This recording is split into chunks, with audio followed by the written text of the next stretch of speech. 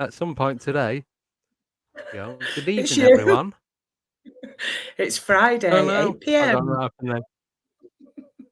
I'm Andy. And I'm Debs. And welcome to Codes of the Unknown. Don't be afraid.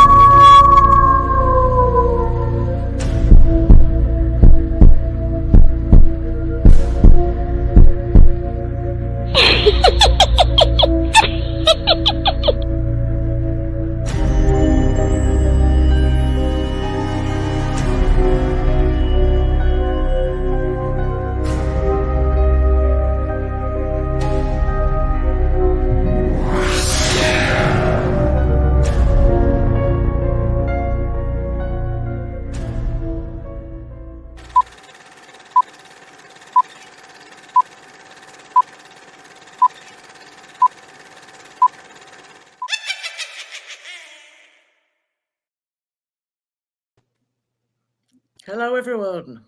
Hello. Right, let's get into it. Are we ready? Tonight's guest has had an interest in the paranormal and UFOs from an early age. He's an author, freelance journalist, founder of the scientific establishment of Parapsychology, and CEO of Phenomena magazine, which covers subjects such as the unknown and unexplained. So he'll fit right in here. It's Steve Mera. Welcome, Steve. Thanks, guys. What a great intro. I hate those really drawn out long intros. It's really good. But you know what? It's that's bang on, actually. Really bang on, to be honest. The magazine's 15 years old now, so yeah. But it's the biggest. It is the biggest in the world. It's in 12 countries, 4 languages, independent as well in its editors. So we have about 1.8 million readers of it, and it comes out. And do you know why? Because people always say, "How do you get so successful in a magazine?" Because it's free. Simple. It's because it's free. And the whole point about doing this is just because we love the subject. We live the subject. There's a lot of business people out there with businesses, but they're not actually into the subject. And I think to myself, you know what? You've got to live it. And for me, I'm 39 years into the subject. I'm still living it every single day. So it's all about networking, keeping people up to date, finding out what's going on around the world, and it became very successful for that reason alone, really. So. But please, thank you. Great to be on the show, guys. Thanks very much. Thank you for coming on. That's okay. So I'm usually a busy bee, but it was quite a cut intro, which is good. I love the intro. It's great. Yeah, it's great. Yeah, I love that. I love it. Yeah, it's really, really atmospheric, and of course, coming up to this time of the year as well, Halloween. Yeah. Perfect. Yeah. Right. So let's kick off then. One of my first question is, I want to know what was your first experience that got you into this subject? My first experience. Well, okay. Well, I got into the subject because my father was into the subject. Right. He was a bit of a UFO buff, and I think when I was young, I remember, my friends reading comics and things, and I was tucking into Brad Steiger and Eric von Daniken books, So for me, it was like, the grandfather of ancient alien mysteries, the Chariots of the Gods, was probably the first book I read, and I was just absolutely flabbergasted with the information that was being put in those books. And I often asked questions, and people didn't know stuff, and I got interested in the paranormal as well. So UFO, it's all one of the same thing for me anyway. Paranormal, UFOs, and numerous other side subjects. And of course, that's such an inquisitive mind. I even got kicked out of Sunday school for asking too many questions. Mother didn't like that. Yeah. You kicked a small kid out of Sunday school just for asking questions, but I mean, that's me. I always wanted to know. Always trying to figure out, how things worked, and so I was interested in the subject at a very early age. And in 1983, when I left school, I formed my first organisation, which at that time was known as Cheshire UFO Group. Yeah. And then I took over an organisation that had been running since 1973, which was called MAPIT, Manchester Aerial Phenomena Investigation Team. And that was run by a guy called David Rees. And he passed away, I think, around about the early 80s. I took over the organisation. And I still run that as a chairman of today. I think it's the fifth longest running organisation in the country. I think it was 73 it started. And then in 1995, I started formulating SEP, the Scientific Establishment of Parapsychology, and that was launched in '96. And then we started working on corporate investigations for businesses in a corporate and confidential manner. We did 16 years of that and 87 investigations for over the 16-year period. And that was businesses which were having problems in regarding disturbances, which was causing problems in the way of, financial to the company, could be deemed a non-beneficial thing for information to get out, having designed the right protocols to deal with these things. So I did about 16, 17 years of that, and then I got into the parapsychology and did a few number of courses, went to college, went on to university, and so I've always been interested in the subject from aerial phenomena to paranormal, parapsychological. Then I got into the ancient sites and cryptids and cryptozoological phenomena, and now more into the paranormal mechanics, metaphysics, and quantum realities and stuff like that. So, kind of come full circle, really. So I've kind of exhausted. Well, I thought I'd exhausted as much as I could possibly learn. But now with the new equipment, new theories, and new research which has been developed over the last 10 years, we've opened new areas to conduct research in these fields, which hasn't been done before. So, and then I, wrote seven books. Of course, a magazine, which I don't run. I own the magazine, but I don't really get involved in it anymore. It's become an entity of its own, really. But I also with Zohar Global Group International. We have an American office. We have a head office in Bolton, and we deal with YouTube management services for this type of content. Paranormal, supernatural, UFOs. I do a lot of international lectures. I do about 7 a year. About 110 different TV shows so far.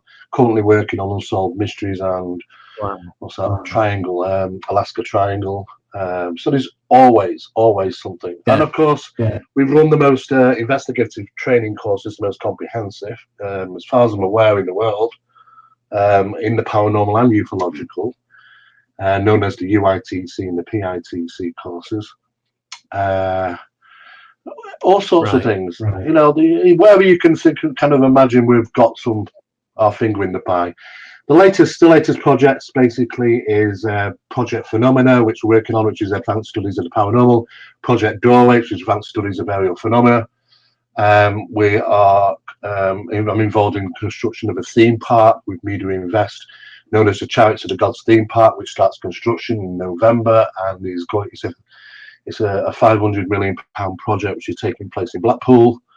And we have our first event taking place in June, Chariots of the Gods convention taking place in June the 24th, 25th, 26th of next year. So, and of course, I'm also the CEO of Awakenings Conference, which was the largest one in Europe, which is based in Manchester for the last 6 years, in Trafford Park, near the football grounds. So all sorts of things. Busy. I do get time to research and investigate still, believe it or not. Just a tad. Take that in somewhere. I fit it in if I can. Yeah. Oh. Yeah. So what would you say was the most exciting encounter that you've had?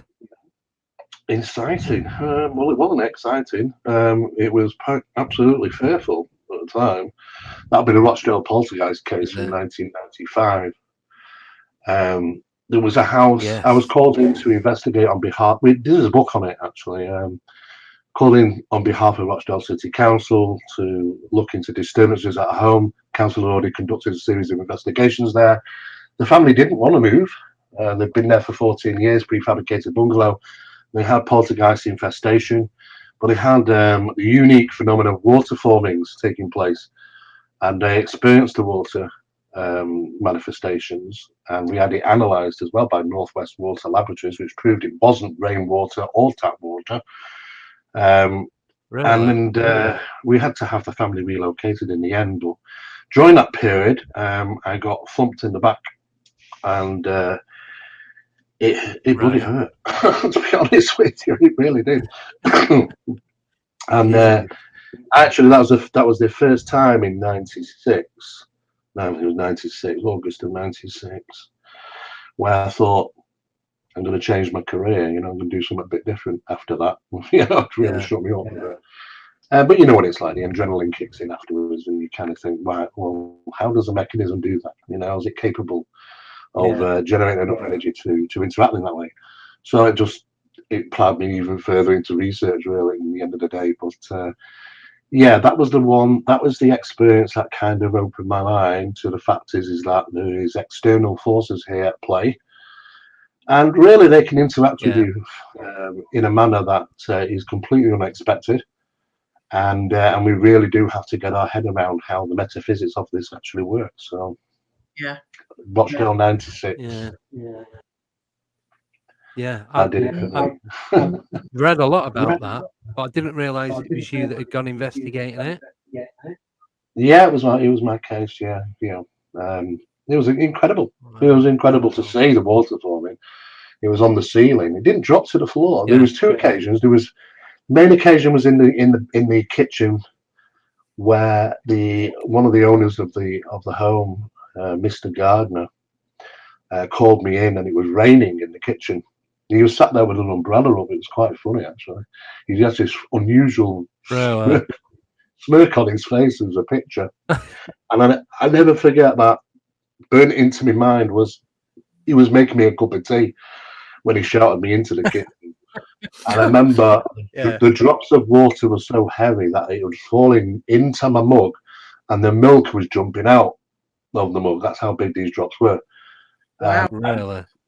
I looked up, and the whole ceiling was just a shimmer, just shimmering of water. And it was raining. It was raining. That's the only way I can explain it. It was raining in the kitchen. There's nothing. It's a prefabricated bungalow. There's nothing up in the loft. There's no even water supply in the loft. It's dry. It's dusty. There's nothing up there. And as soon as it appeared, it quickly disappeared. It kind of just stopped, and the shimmer kind of just absorbed itself into the ceiling and vanished. That's weird. On the second occasion, it was like as if it had an intelligence. It arced around a light fitting on the ceiling, and it moved around the water. It wasn't dripping to the floor, but we could see it on the ceiling moving round this light fitting, and there was parts of the water would edge out, and then the next bit would move, and it was like this sort of thing. It was creepy. It was creepy. And there's a photograph out there. A very young me, kind of looking up. I've got a camera here. I didn't even think. Somebody said to me, "Steve, take a photo." I was like too locked onto it to even think I have got a camera here. I can take some photos. Anyway, I did, and it was a fascinating case. It really, really was, and I'd never experienced anything like that before. I haven't actually seen anything like that since, to be honest with you. What was the conclusion then? Did you finally did they rid themselves of the infestation? Well, what basically happens under the protocol that we gave with Rochdale Poltergeist, we have to leave the house fallow for about 12 months. That means it's completely void of even at the core of the electricity, 3-phase coming into the building was just completely cut. The whole place was just left in darkness, no light, no UV in there whatsoever, and just left for 12 months. But what we noticed is that the phenomena followed the family when we relocated them for about 2.5 weeks before just stopping. Wow. And luckily, the house was rented out again to another family, and they didn't have any problems. Yeah. So it kind of just fizzled out in the strange way they do in these circumstances. But the phenomena did follow them for 2.5 weeks into the new home. Must have been petrified. And then it kind of burnt out really after that. Yeah. They must have been petrified, thinking that they'd not got rid of it. Can I just ask? Yeah. Can I just ask, do you think it was water? Just with you saying that it kind of like had its own energy. Do you believe it was water, or think it could have been something It was water. else? Oh, it was absolutely water. Yeah, we had it analysed. Northwest Water Lab. Was. We had it analysed. It was water. Right. But it wasn't tap water, and it wasn't seawater, and it wasn't rainwater. It was water. But there are certain things and properties that we find in rainwater. It's quite easy to identify rainwater. We can identify tap water coming in because it's got elements of what it's running through, copper pipes and stuff like that. It wasn't seawater. There was no salt into it. So it was a manifestation of water. But what was really significant was how the scientist guys explained it was how unusual it was is because of its conductivity. Yeah. If you imagine filling up your glass of water from your tap in your kitchen, the conductivity level of tap water roughly in the UK, in your area, probably about 181, maybe it's between 93 and 181 US CMs is about normal. And what we had was something like 1,393 USMs. The actual whole conductivity of this water was just something incredible, and we couldn't be explained. Wow. What we can only assume is that because poltergeist actions are very much tied in with electrical disturbances, that it was somehow charged, or it was somehow significantly different than normal water. For us, we were trying to disprove the fact that it was being fake, and that did it for us, because if it's not seawater, tap water, and rainwater, then where's the water coming from? So that was a real big thing for us to have that confirmation that it was not normal, that water. Yeah. And this is part of the process of the water manifestation. And many times, it would completely disappear before the next act would take place, which, poltergeist one is very resourceful. They can reuse the resources from a manifestation, so that disappear before the next act happens. So, and that's what we were seeing a lot of. There were other things, there were stereotypical things, the applications, the unusual audible phenomena, object movement, those sort of things. But we really focused on the water manifestations because we could take samples. That's what we could test it against a sample on the tap, for an example. So, which proved the fact that it was a mystery. It really, really was. Yeah. Yeah, it was an incredible case. Tim Brennan's asking, have you experienced the reverse, where an empty house gets infested by a phenomena? Easy. All you've got to do is take people in there, get them to believe the house is haunted, and it will become one. Well, yeah. It's called the conjuring phenomenon. It happens because it was done during an experiment, the Philip experiment in Ontario and Canada many years ago. A parapsychological team went into a building, manifested a ghost, just simply through belief, design. And the house became haunted by the apparition of something or somebody. It was completely manufactured. So I think if you take enough people into a building, and even though there's no disturbances, but if you get enough people to believe they were, you'll get certain little manifestations that will take place.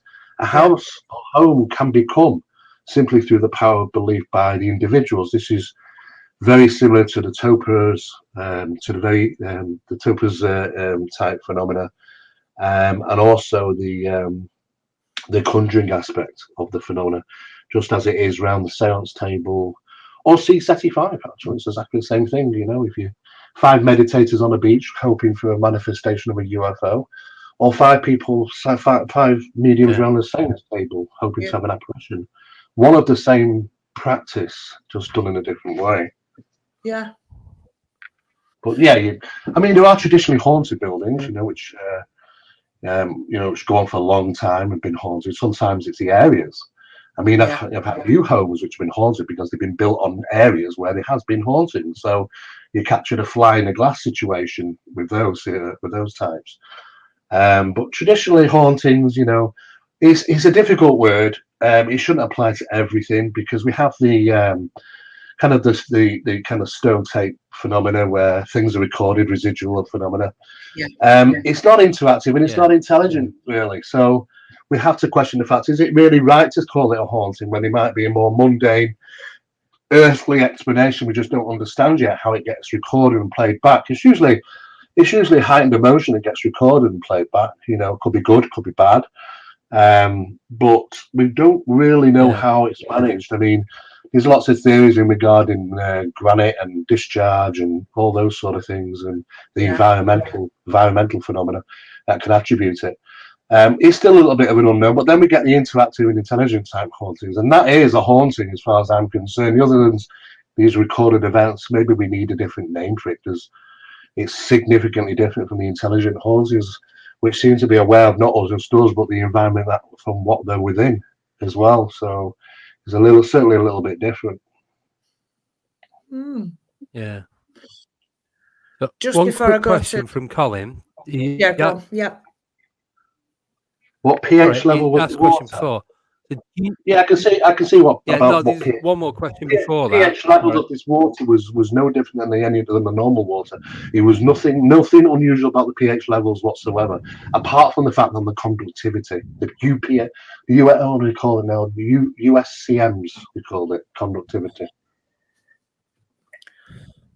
Right. So, we don't know why. We don't know where the water. Think water came from?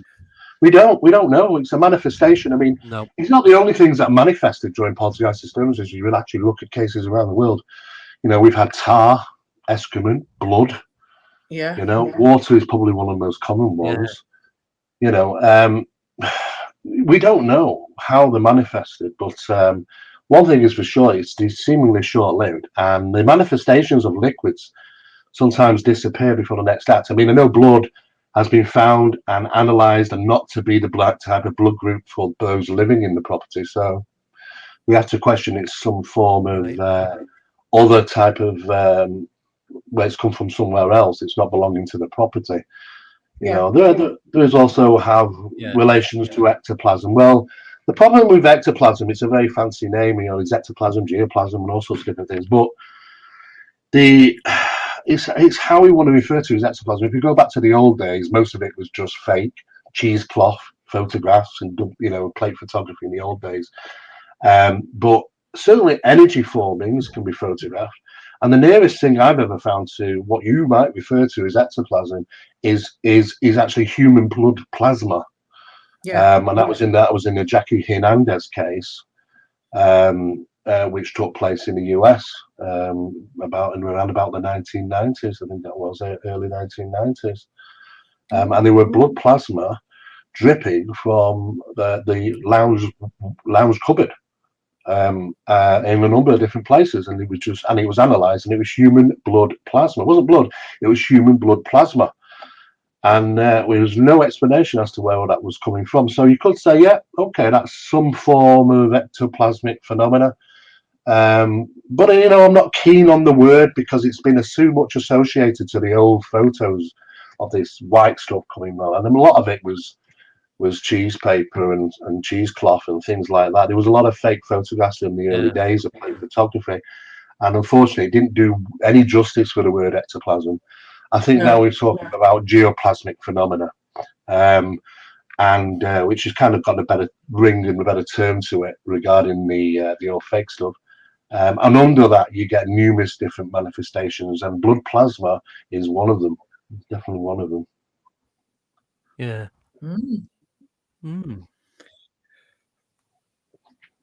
Interesting stuff. Sorry, Steve Trees has just asked. So if you want to see a cryptid or a ghost, you will see one. Not necessarily. It has to be. Not everybody has the capability of manifestation. Sometimes it takes practice, but a group manifestation is a lot easier. Absolutely when in groups. And the whole thing about cryptids is that there's more evidence now. There's difference between cryptids and cryptozoology, and I kind of people get a bit mixed up on that. The cryptozoological stuff is that they may be a fossil record for the existence of an animal like that. If we want to look at the cryptozoology of the Loch Ness Monster, for an example, it could be, because we do know that there's a fossil records to plesiosaur and numerous different types of animals like that, which this might be a throwback from. Just as we see, like Bigfoot might be some form of Gigantopithecus. We know we have a fossil record for that, so those are going to fall into the crypto type stuff. Now the cryptids, different ball game altogether. Cryptids with the interior illuminating red glowing eyes. These aren't just caught in headlights and torchlights and stuff when they light up. These illuminate. Now you've got your Mothman and your Owlman and your Skinwalker and your werewolf or your Dogman, and some of these Bigfoot creatures. Now, I'm absolutely sure from the people who I've interviewed, which have literally broke down sobbing after trying to explain to me about what they've seen, reliving that encounter, they were absolutely terrified. And I can see it in their expressions. I can see it from how they're thinking and reliving that moment by their facial expressions. I'm absolutely sure they witnessed this phenomena. Now, what is it? Now, well, the whole process of cryptids is about fear. The fear feeders. It's very similar to poltergeists, actually, because poltergeists are fear feeders as well. They fear, they generate vexation and stress, and they feed from that to create the next phenomena, and the cycle goes on and on and on. Now, with cryptids, they seemingly are doing the same thing in the way of generating fear. There's been incidents where it's got to the point where incidents have happened where they've been given, they've been chasing 4 people. It's been chasing 4 people, this huge bloody thing. One of the guys trips over and he falls down and he just freezes. He thinks, oh my God, what am I going to do? And this thing just reaches them and stands over him and kind of like, what do I do now? It's like, I'll just run away now. And this is the situation. We had an incident where young people in a house where this thing was trying to get in. It was even trying to handle on the door. It was and screaming and growling and doing all this on the handle. It's your worst nightmare come true. If you wanted to torment somebody, this is what you'd be doing. And this is what it wants to do. It wants to generate as much fear as possible. Father upstairs suddenly wakes up. He don't believe in any of this. He wakes up, thinks, what the bloody hell is all that noise? Comes downstairs. He goes to the front door. The kids are going, don't open the door, don't open the door. He opens the door, comes face to face with this thing. He's literally there. Oh, God. He's looking at it. This thing's looking at him. And then there's a pause. It's as if neither know what to do. The dad stood there in horror, watching this thing, just froze. And this thing is like, what do I do now? And that runs off.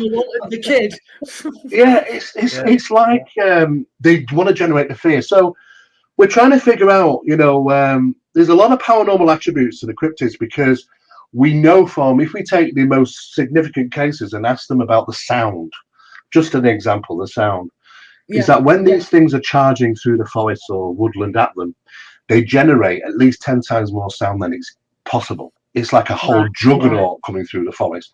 It sounds like a herd of buffaloes coming through the forest. It's amplified. The sound is generated and amplified to bring the fear factors up.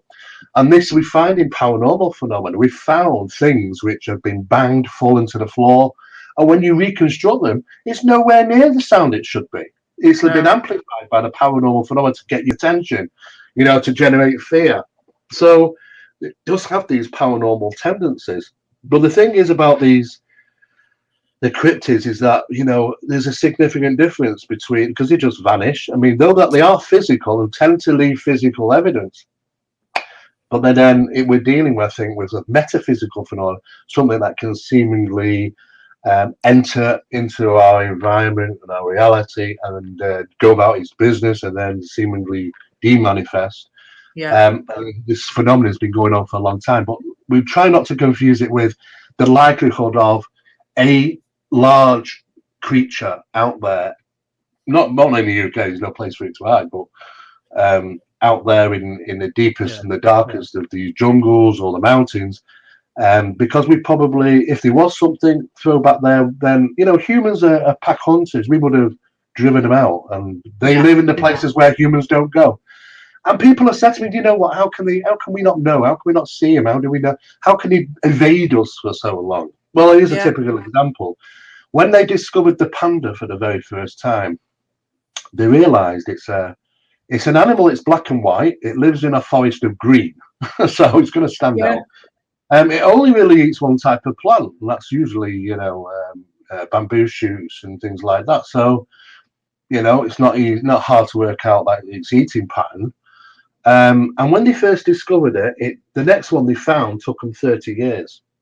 30 years to find the next panda, and that is because they are living in locations where we just cannot traverse. We are terrible at traversing the land and finding them. It took them 30 years to find someone we knew existed. So I mean, out there, it could be that there are large animals out there that live it, but any hunter will tell you follow the food, not the animal. Because you got to live and they got to eat, and a big animal like that's going to eat a lot. So you follow the food chain. And the likelihood is that they might be some of these things which are out there which are real animals. But when you start talking about cases, we've got cases in the UK. I've got 54 cases on file, 54 of Bigfoot sightings in the UK, and I'll have to add 9 to that, Steve. 54 in the UK Bigfoot sightings. How can they exist? Where can you? One was on a housing estate, a small park in a housing estate. I mean, just doesn't make any sense whatsoever. These are the cryptids. These are the things that can seemingly manifest like paranormal phenomena. I think cryptids are more associated with the paranormal than being a real animal. Yeah, I'd agree with that. I had my sighting on the outskirts of Leeds, and it's like you wouldn't think that anything would be there. But it's crazy. Yeah, exactly. So these are what we refer to as the cryptids, where there can't be enough evidence to support a creature of that size living there. Yeah, it's a real creature. We would have found evidence of that. So we've got to be looking at things like, okay, these things are cryptids. We get cases like that from Staffordshire and Cannock Chase and places like that. So there's been a few that we've looked into, and I'm sure, absolutely certain, these people have witnessed it. And I've witnessed things myself, so I know that people can witness things that just simply do not make any sense whatsoever. Yeah. Crazy. Yeah. It's crazy. It is crazy. Andy, have you got a question? Richard asked a question about snakes and crocodiles, and can they live over 150 years? They can Snakes live, and crocodiles can live in a tremendous age. I think reptiles are the longest living creatures on the planet. I mean, you look at just tortoises and turtles as well. I mean, it's incredible how long that live for. But if we're dealing with some form of mammal, we're assuming that a Bigfoot's a mammal because it looks like an offshoot of the ape family, for an example, or certainly Miocene apes. Upright walking apes from thousands of years ago. They're mammals, and we have always known mammals not to live the same length as reptilians would live, or reptiles, different types of reptiles all around the world. The age that they lived on is incredible. It's a mystery. It really is a mystery as to where these things come from, and how they actually manifest, and the reasons why. I mean, I can only think that it's down to fear. I mean, I asked an expert once, and do you know what he come back and said? He said, "I think they do it for shits and giggles." That's what he said. He's an academic guy. He says, "Steve, I've looked into it all," and he said, "To be honest, I said to him, look, we're looking into the fear pheromone. Mm-hmm. Do we release a pheromone when it's known as the smell of fear? Do we release it from the body under extreme fear? And if that's the case, are these somehow collecting, somehow like the pheromone, and this is what they want to do, they want to generate? Well, the problem is, he said, well, science says that we're disconnected in the brain from creating pheromones and identifying them with our smell. And I argued the point, well, that's not true, because, there was cases done in a study overseas where we had several people which were smelling these patches of sweat. And these sweat patches were put on different people. Some of them were put on people playing a game of basketball. Others were put on people who were doing skydiving for the very first time. You can imagine the fear. Oh, yeah. And what's interesting is that the people who were doing the test was able to identify the difference between those which were skydivers and those who were basketball players.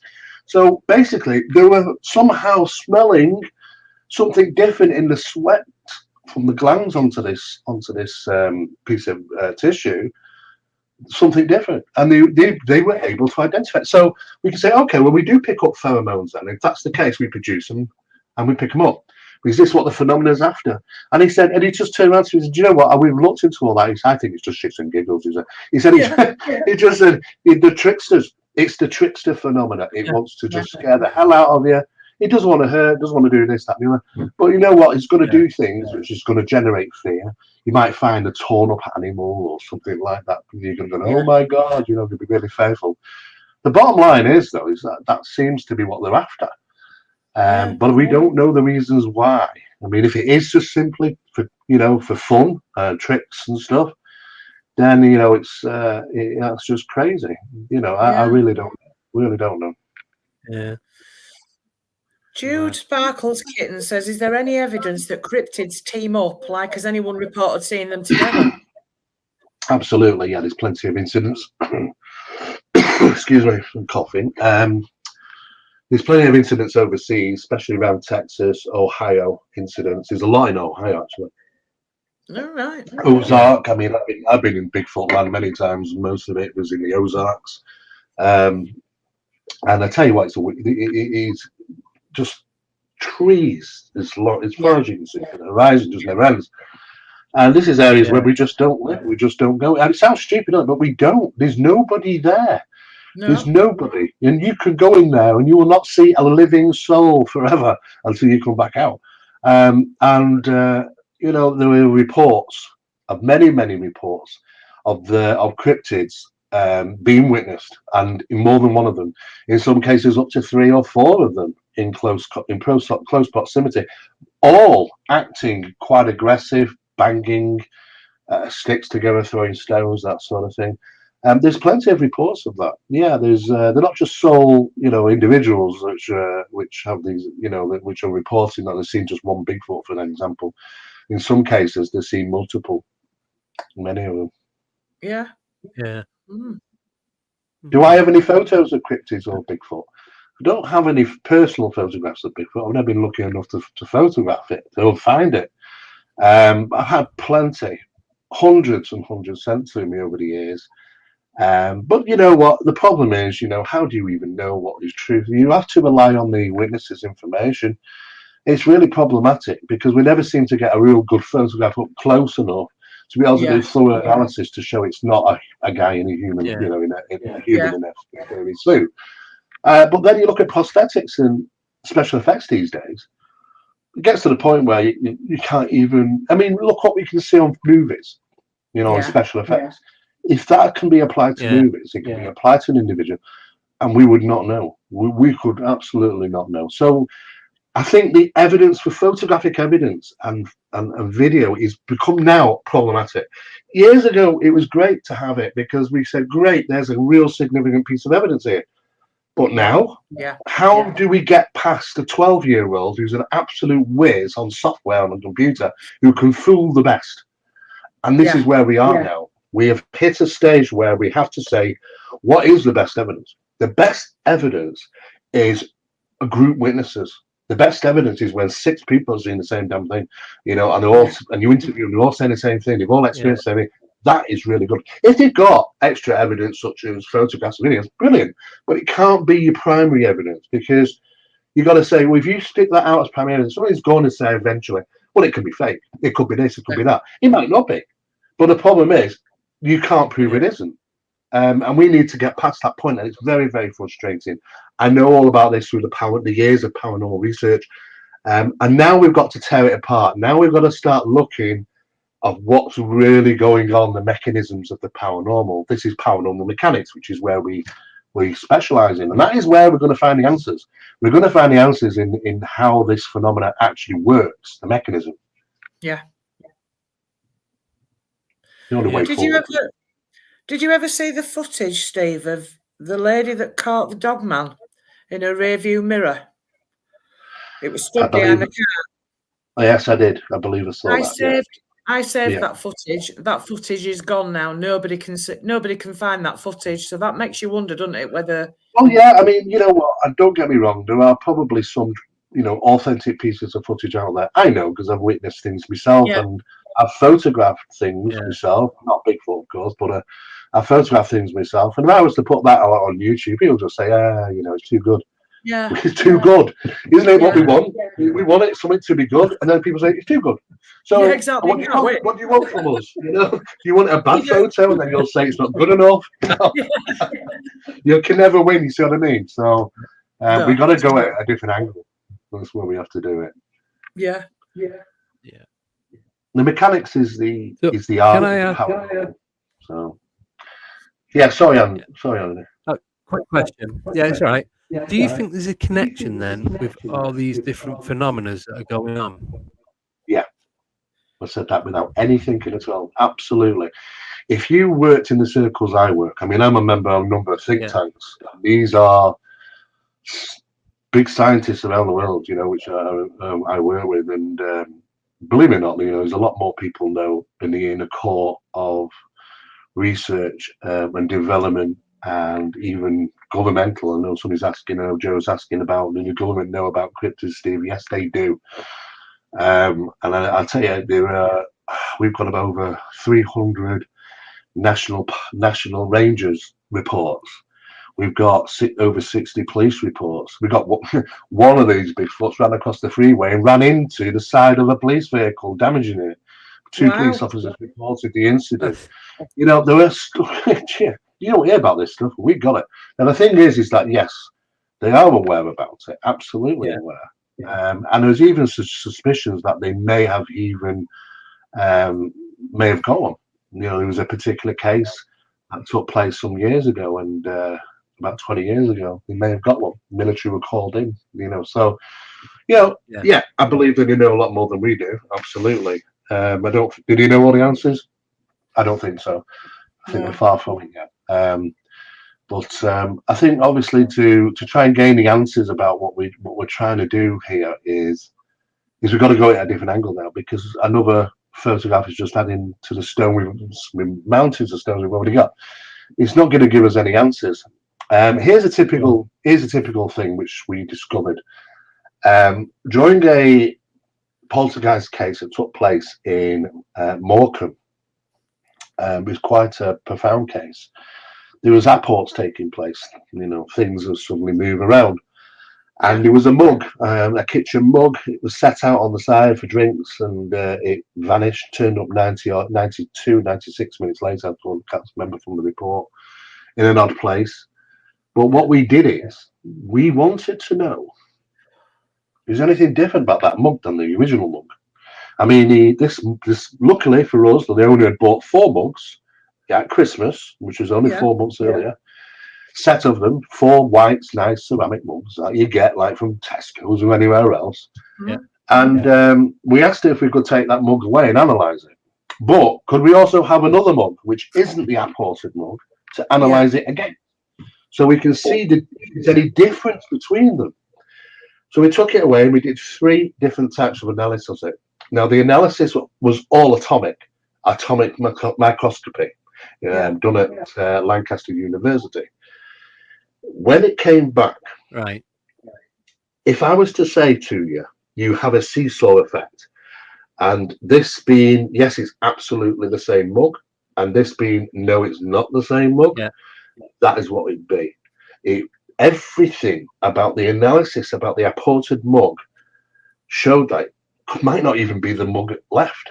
It might have been completely replaced. then what happens is that though it weighed the same, 3.9 grams, exactly the same as the other one, it feels the same, it looks the same, you would never tell it, you would never know. You would never know. If I gave it you, you'd never know. No difference. Until you break it down and analyze it. When you analyze it, the diathermic changes and reactions in the apported mug was just incredible. It was like nothing like the other mug. Nothing even similar to the other mug. So we thought, okay, well, this is one of two things that have happened here. Through the process of the apportation, it's altered it so much in some weird manner that you can't recognize it under the microscope. Or it's a mimic. It's a manifestation. It's a mimic. It's replaced the mug.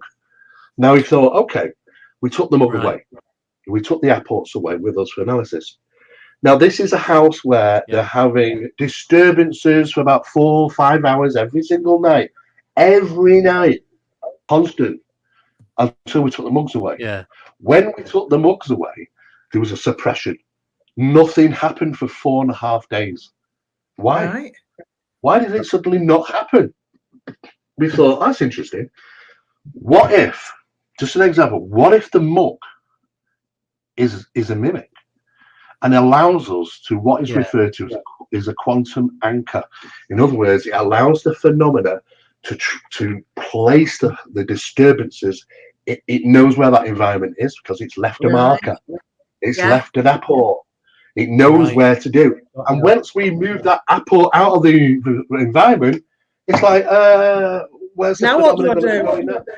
Well, eventually it picks it up. But we thought, okay, let's carry on doing this. And we did this periodically for a number of years. And we found every time we moved certain apports, there was a suppression. As if the phenomenon is kind of trying to track where to put it, where am I going to do these disturbances? Now, I can't find the item left.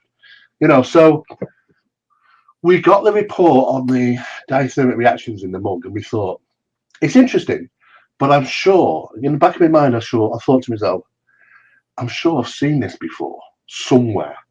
Where have I seen it? And I spent ages, months, going through all the paranormal records and stuff that we had, and I couldn't find it.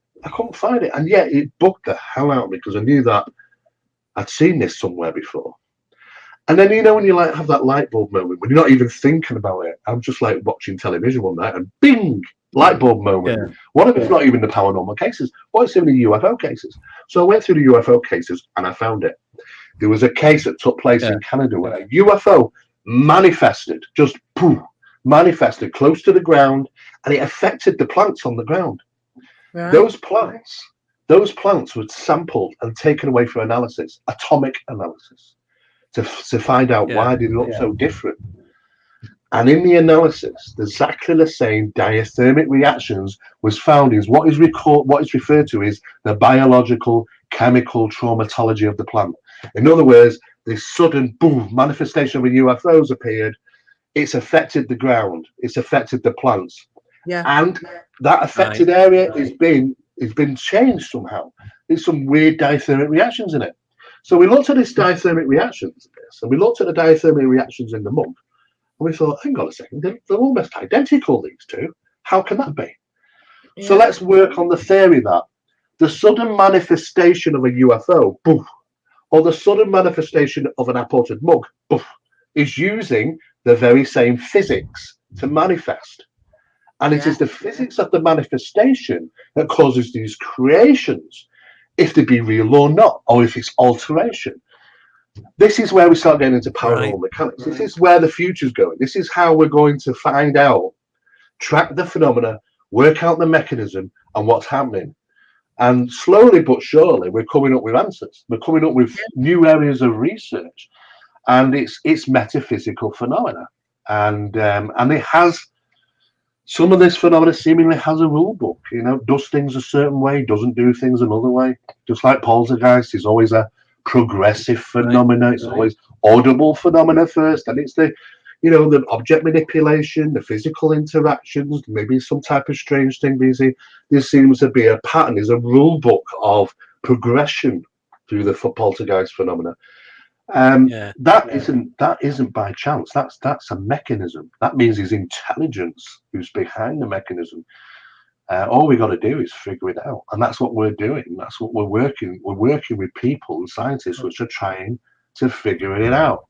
And what we're finding is that this phenomena is so very, very, very likely to be interactive from another close reality. There's another reality that is they're utilizing.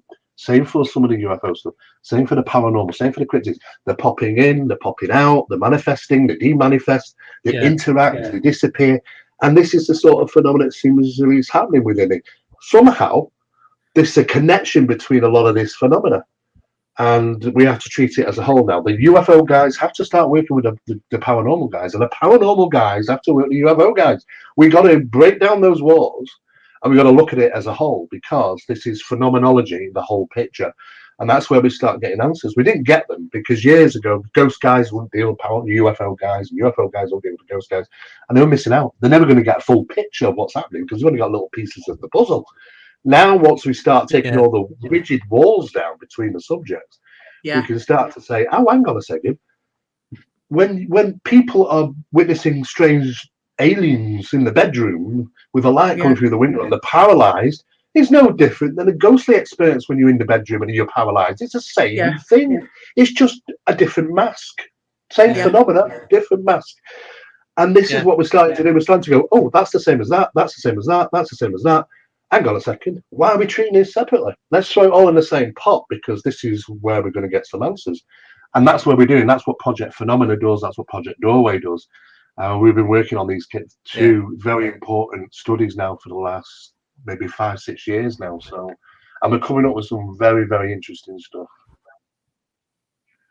Yeah, can I just another ask, question. Going back to the cups? Sorry, just a quick one. So, Joe, you're saying about the cups. Do you think they're like a geotag, so they know where to go back to? I think so. Like a reference point. I think the evidence in the suppression when we're suddenly moving these things, and sometimes phenomena follows the airports. That's interesting, isn't it? Yeah. Some of them was stored at local university, and they were having disturbances. I mean, I don't bring them into my house, obviously. I've got enough stuff going on, But the problem is with this phenomena that it isn't all love and light. That's the problem. The problem is that some people are disillusioned. This phenomena is it's trickster, it's deceptive, it can lie, it can cheat, and sometimes when people are having wonderful experiences, that's wonderful, that's great. I love that when it happens. But I always track them because years on you find that sometimes things have taken a twist or whatever. Sometimes this phenomena has a sting in its tail and can cause some very, very negative things in your life. And you've got to really honestly say now about if you really want to throw yourself into this subject, do you really, really want to do that? Because your best mechanism, forget the toys, forget the whistles, forget the lovely lights on equipment that you get. Your best piece of equipment is you, is your skin, is your fight or flight response. And the thing is that we have still got it. There's, when suddenly the hairs go up on the back of your neck and your arms, and that's your body saying, that's your survival sense kicking in, saying, hang on a sec, just because I don't hear it or see it, don't mean it's not there. Your body knows it's something's going on. And it's saying to you, be cautious, be careful, or even get the hell out of there, But how many people ignore it? A lot. Now, the biggest problem is when people go out on investigations or UFO skywatches or paranormal hunts and things like that, what they tend to do is they eat a lot of refined sugar. They eat Mars bars and Coca-Cola and all these things. The problem is refined sugar, which is a poison, is an adrenal weakness. It causes a disconnection between you and your fight or flight response. So you cannot rely on your body to tell you anything anymore. And that's a big, big problem. So what I do, and I've always done, is I've starved myself of refined sugar for 72 hours prior to an investigation. And I tell you what, you will notice the difference. You will feel the difference. Your body will alert you to the things that you might not have sensory input for, that you don't think your survival sense is going to kick in. You don't need pieces of equipment. We've already got it. We've already got it. We know. And all we got to do is listen to the body and take its advice. If his body's saying, I don't like it in here, get the hell out of here, then do it. You know, I'd never say do the opposite. You know, the warning mechanisms there. And we've noticed this, not just in the field of ufological, the paranormal, everything. You know, so these are all new areas where we know we're looking into, where we can make a difference in regards to the style of our investigation process. And the best piece of equipment really is ourselves. It really is. Yeah. That's interesting, that, yeah. Yeah. No, so no eating Mars bars now before I go out. No Mars bars. Are you okay afterwards? You know, but I wouldn't do it whilst I'm doing it, because you want to be, if you witness phenomena, you want to be in tune. You want to be able to recognise what that phenomena represents, good or bad. Yeah. You know, I mean, I know people have, I wanted to, love and light, and these beings from the stars are they love us and they're going to save us and this planet Earth. Then she had the opportunity of witnessing one, and she said that I was absolutely terrified. The hair went up. I couldn't take a step. And I said, well, I'm glad you didn't. You know, because if it's a love and light phenomena, you'll have that expression of love and light. Your body will tell you, you know, the intentions. We have those, you know, we have it with other people when we suddenly walk into a room and there's just something about this person here. It's just got your shackles up, you know? Yeah. We have it. And those warning mechanisms are there. I mean, we've got to listen to them. I know Kelly's asking. I always say go with your gut. Absolutely, you got to allow your gut. That gut instinct is your survival sense. We haven't disconnected from it. We still have it. Yeah. You know, but the powers that be don't want us to use it. Well, sorry, Andy, come. Well, when I go out doing the investigations and that, a lot of the time I get that gut feeling of, right, it's time to go now. And as soon as we start to leave, that's when we start experiencing stuff. And it's like, no, I'm still going. Your gut's telling me to go. Your head's saying stay, you want to see what's going on.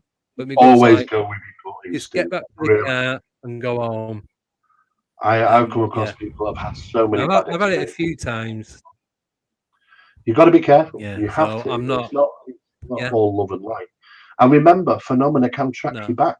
It can show just as much interest in you as you show interest in it. Yeah. And if it really wants to tag you, then it's going to follow you back. It can affect you. It can affect your family. You've got to be careful. You've got to be careful. This is absolutely true. If you don't believe me, then just watch Robert Bigelow, who did the Skinwalker investigation. He did a video with George Knapp in February. I've done some videos with George Knapp. He did one with Bob Bigelow. And Bob will tell you now, he's started coming out and saying, you wish you never did Skinwalker Ranch. Yeah. The absolute nightmare he had afterwards was just ruined his life nearly. Yeah. God, I don't even know how that guy's got it still together, to be honest, after his losses. But it literally almost ruined his life, this phenomenon. So, you know, they're saying, well, you know, in the name of science. Well, you know what? It's not. It's in the name of you and your choice at the end of the day, and how far you want to go. But there is always a warning to this. It can. There is a sting in this phenomenon's tail when it wants to. So, you have to be careful. Yeah. So, like I said, with that gut feeling, I take that as that's a warning to get out of there. I've done it. I've done the same thing, and people have said, "Why are you leaving? Why are you leaving?" I said, "It's time to leave." You know, it's time to go. Yeah. We've overstayed our welcome. It's time to go. You know, people do this with phenomena. UFOs. I'd love to glamour with beautiful colours.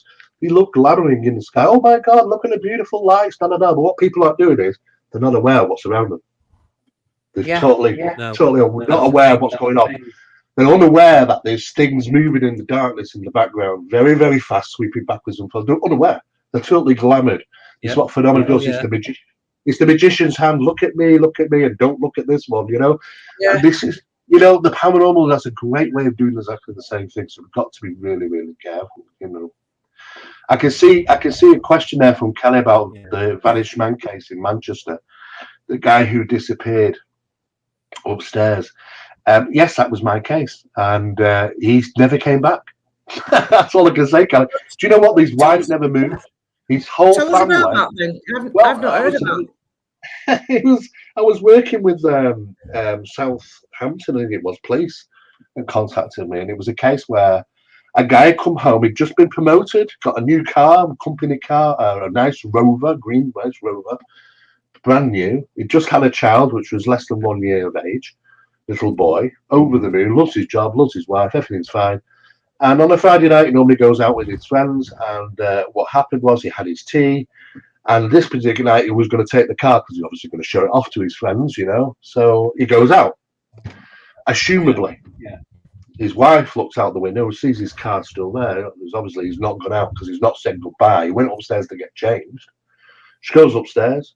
She can't find him anywhere. She's thinking, I wonder if he's hiding, you know. He's going to jump out at me, the bugger and stuff, you know. Turns out he wasn't there. He completely disappeared. Nobody knew where he was. So she thought it didn't make sense to her. She said, well, why would he go out and not take the car? He was going to take the car. He's not took his keys. The keys are here. It doesn't look like he's even got changed. Where's he gone? And she left it. She talked to family. She left it for a little bit, and he didn't come back that night. Well, because she couldn't assume that he went left in the first place. Last time she heard him, he was in walking up the stairs. Upstairs. Anyway, enough time goes past for her to report it to the police. The police left it another 2 days, and it came out. There was a thorough investigation. And after about 2 weeks, the criminal investigation department got in touch. I started conducting their investigation, thinking there must have been some ill act. Has he been killed? Is she responsible? Are they in debt? Is there reasons why he'd run off? And they did a thorough investigation and found absolutely no reason. In fact, they found more reasons for him never to have that to happen. Very nice, very happy, comfortable job, new car, new child, new wife, new house. You know, he was the worker in the family, you know, and she was set up to be a housewife, you know. They were planning on having new kids, small kids. He never turned up for months. And it was only because she was absolutely distraught. Her sister had moved in with her because she just didn't know what had happened. And they're both in the kitchen about 3.5 months later, and they heard a noise upstairs, and they thought, what the hell is that? Someone broken in. And they crept to the bottom of the stairs, and she shouted out, who's up there? And to her absolute shock, her husband replied, it's me. What do you mean? What are you doing? What do you mean? She goes flying up there, absolutely sobbing, goes into the bedroom, and there he is, with a bit of a confused look on his face, and she just flings his arms around her. And she's like, oh my God, where have you been? Screaming and crying at the same time. This guy's in a delusional state. He's like, I don't know, what do you mean? It's like he's been drugged or something. He hadn't received any drugs, according to the medical report, but he was so in a dazed state. And for him, he hadn't missed any time. For him, he'd gone upstairs to get changed and put his keys on the side. And then the next minute, his wife shouting up the stairs, saying, who's there? He doesn't recall any gap. So anyway, they talk with him, and he say, look, you know, the police are called, they talk with him, and he said he's just got no memory of any event. So they think to himself, okay, well, something must have happened. The police say, well, you must have vacated the building and come back and don't remember. And you must be having a psychotic episode. You need to go for a CAT scan. You need to, you know. So he books himself in. Anyway, whilst he's waiting for this act to treatment, you know, go and see these doctors about having a CAT scan and stuff. A couple of weeks passed, and there has been CID officers coming in and out trying to figure out, you know, have you wasted police time? What is this one big joke? He goes upstairs one night, and his wife had this funny sensation. Something came over her, and she just instantly knew to go to the bottom of the stairs. And she shouted out for him, and there was no reply. As she went up there, she started sobbing as she was heading up the stairs, thinking that he's gone again. She went upstairs. She looked everywhere. He'd gone. Now, that was when his child was 1.5 years of age. His child now is 19. He never came back. He never came back. And the thing is that she couldn't afford the house. So she pleaded and begged with the family that they'd all put in to try and save the house mortgage because she refused to move. And she's still there now. She's still there now. 19 years later, she's still waiting for her husband. Now, the police have got all this report on the shelf, and they passed it to me to see what the hell I thought about it. And to be honest with you, I didn't know where to start with it. I thought, oh my God, I just got no explanations for it. It's still an active case, and she's still there 19 years later waiting for her husband. And you know what? He might turn up one day. Who knows? This is it. This is what I was just about to say. That she wouldn't want to move, would she? Because if that's the place that he's coming back to, she will not move from that house. Absolutely no. And the family have made it so that she doesn't have to. And she still lives there with a 19-year-old son. And in hope of one day he'll appear. And I think she'd just get out of that house then. If he ever appears, it does come back and go back in. I don't think they'll stay in the house. I don't think so. No. But they've no explanation. It was one of those weird and wacky things the police had on their shelves, which they passed for me. After all this time, if he does come back, is he going to be 19 years younger? You know, like the age that it was when he disappeared. Well, I don't know. He couldn't tell within a month or two. He looked the same apparently from the records. But now I don't know. I really don't know. It'd be really strange to find out if he ever reappears. God knows where he's gone, what happened to him. But what was interesting is that he actually had no recollection of where he'd gone. No recollection at all. He thought everyone was lying to him when he said he disappeared. He thought it was some big joke.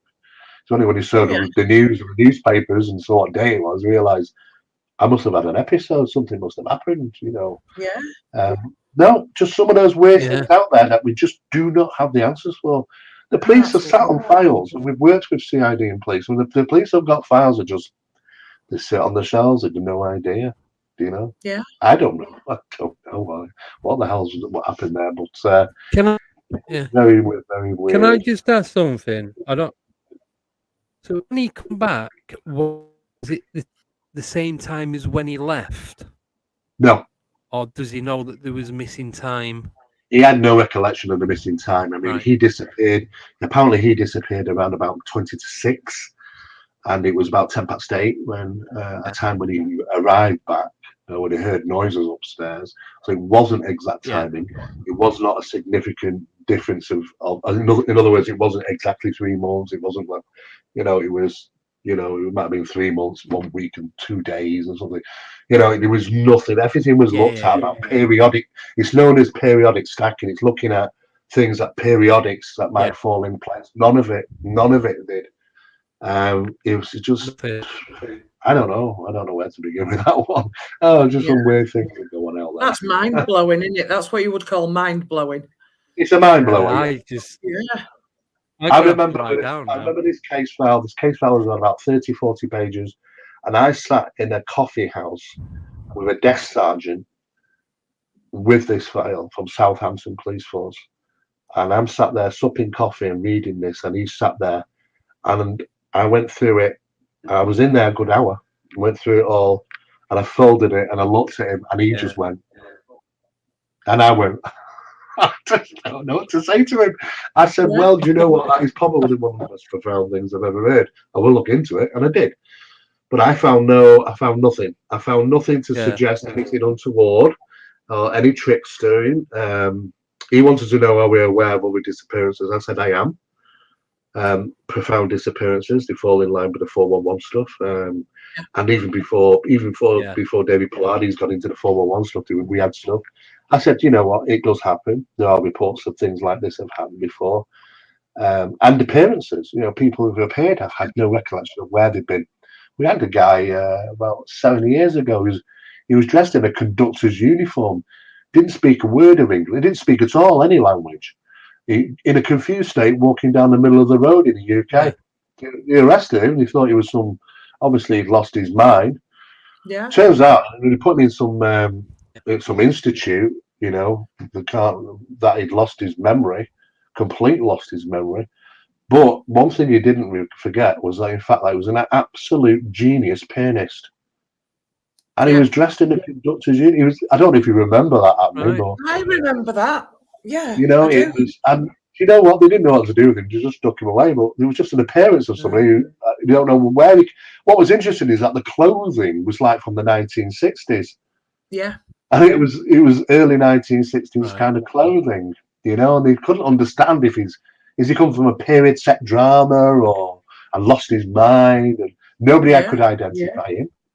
So that was just a mystery, a mysterious appearance, let alone disappearance. So I said to the police officer, I gave him some details. I said, you know, we worked with them for a while, and I said, got some bits, but there's no explanations. You're looking for conclusions. I can't help you on a conclusion on this. You're going to have to try and form a pre-conclusion yourself and stack it on the shelf and put it back up there until you can't find an answer, because you can't look for me for it. I have no conclusive evidence to say either side. So, and we left it at that. But yeah, that's that was one of the questions one of the guys asked about the disappearing man. Yeah, he's not come back yet, as far as I'm aware. I'm sure I'll be told. I'm sure I'll be told if that was the case. Yeah, I can see Joe. I can see Joe's asking, is there a link between cryptids and aliens? Absolutely, I think so. I think there definitely is. In fact, the same phenomena is done exactly the same thing when it's allegedly been UFO entities. UFOs have landed in fields, in their farmland. And these things have been banging sticks and throwing stones just like Bigfoots do and other cryptids. They've acted in exactly the same manner. So, yeah, I think there are many cases where there's a seemingly connections between the two. Absolutely. Yeah. So can I ask you what your thoughts about the skull experiment? It's interesting you should ask that, because I've been involved in the advanced studies, the following studies of the skull. No, I've been in talks. I talked with Robin Froy, our team from Project Phenomena. We're in discussions with Robin Froy and the team, and we found out the real reasons why the tests and the experiments came to a bit of a halt. But you know what people don't know is that they did continue in a different way. They continued under a slightly different heading and introduced four more people, and two of them were colleagues of mine, good friends. A gentleman called Nick Kyle, who was the president of the Scottish Society of Psychical Research, and his wife, which witnessed the manifestation of UFOs, dinner-sized plates, UFOs back this big, flying around the room. And as it went round, it fired a beam of light down onto the table, but the light never moved off the spot off the table. This thing was moving around, and the light always stayed in the center of the table. And then there was a manifestation of people, but they weren't fully manifested. You could feel up there. He was asked if he could feel them, and he felt up the arm, and as he got to the shoulder, it just disappeared. There was nothing else there, you know. But and those continued experiments went on for a while, and then Phenomena Project got involved in the skull experiments and continued. We continued for 3 years on those case files, and took it the next stage further, which is known as Phenomena Project. That was interesting, very interesting. It was just really mentioning reports earlier on, and I remember the newspaper report and obviously the photographs. Yeah, there are apportations. Yeah, we've had an apportation. We've had conversations. We got it to the point where we worked with them enough to gain answers to questions. And for many years, I used to think nothing about asking questions. You know, people say, well, ask him a question. I had never thought anything of it. I thought, yeah, no problem. But then we came to the point in the investigations where we were getting the answers all the time. Yeah. So I was asked to sit down and write out 10 of the most important questions I can ask. And when I was writing them down, I actually paused for the very first time in my life, and I actually thought to myself, some of these questions, do I really want to know the answer? Do I want to know the answer? Do I really want to know the answer? Yeah. I mean, now I'm at a point where I'm thinking, I could get the answer, but do I want it? Do I want the answer? And if I get the answer, is it truthful? How do we know? Yeah, that's the other thing, isn't it? Yeah. That's the problem with the deception. What was interesting is that we came to the table with 10 questions, and they answered all questions without us giving the question. We hadn't answered them before we gave the question. All 10. Yeah. Boom, boom, boom, boom, boom, boom, boom, boom, boom. Like that. I found that book fascinating. All the stuff that happened and how it built up, and there's a mechanism of how you do it. They have to do it a certain way. There's a certain methodology. Yeah, it has to be below ground. There's a number of things that you won't find in the book. A lot of things you won't find in the book, which are applicable to the process of interaction, and you have to follow the same process. It does work. It does. The problem is that if these things can answer, this is a big giveaway for us. We had 10 questions, and they answered 10 questions before we even gave the question. How did they do that? Well, they obviously get the information from the sitters, from us. Yeah. But then if they can get the information from us, then they can tell us exactly what we want to hear. So this is why the parapsychological departments, which I've been in highly debate with for many years, will say there's no evidence of afterlife. And it's not because it's not about belief, it's about evidence. And they said they are aware there's communications with something, entities. We don't want to say spirits. And the reason why they don't want to say spirits is because we can't prove them to be spirits. They can prove themselves to be. They can say, oh, yes, I'm your uncle, and I know this, that, and I know that. And you think to yourself, well, that's true. Yeah, the only way he could have known that was if he was my uncle.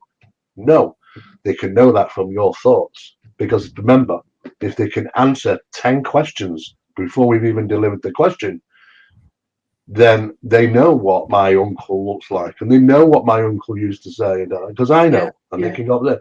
So that's the parapsychology department knows this, and will literally draw a line and say, look, absolutely, we accept the fact that there is communications taking place with unknowns, but how reliable is the information? How deceptive could it be? Is it absolute evidence of an afterlife, or could they be something which is giving you the information you want?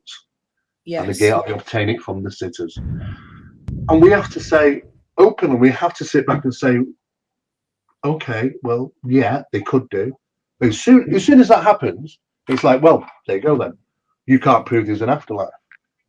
And I kind of get it from their point. I kind of say, okay, it's frustrating. Yeah, I get it.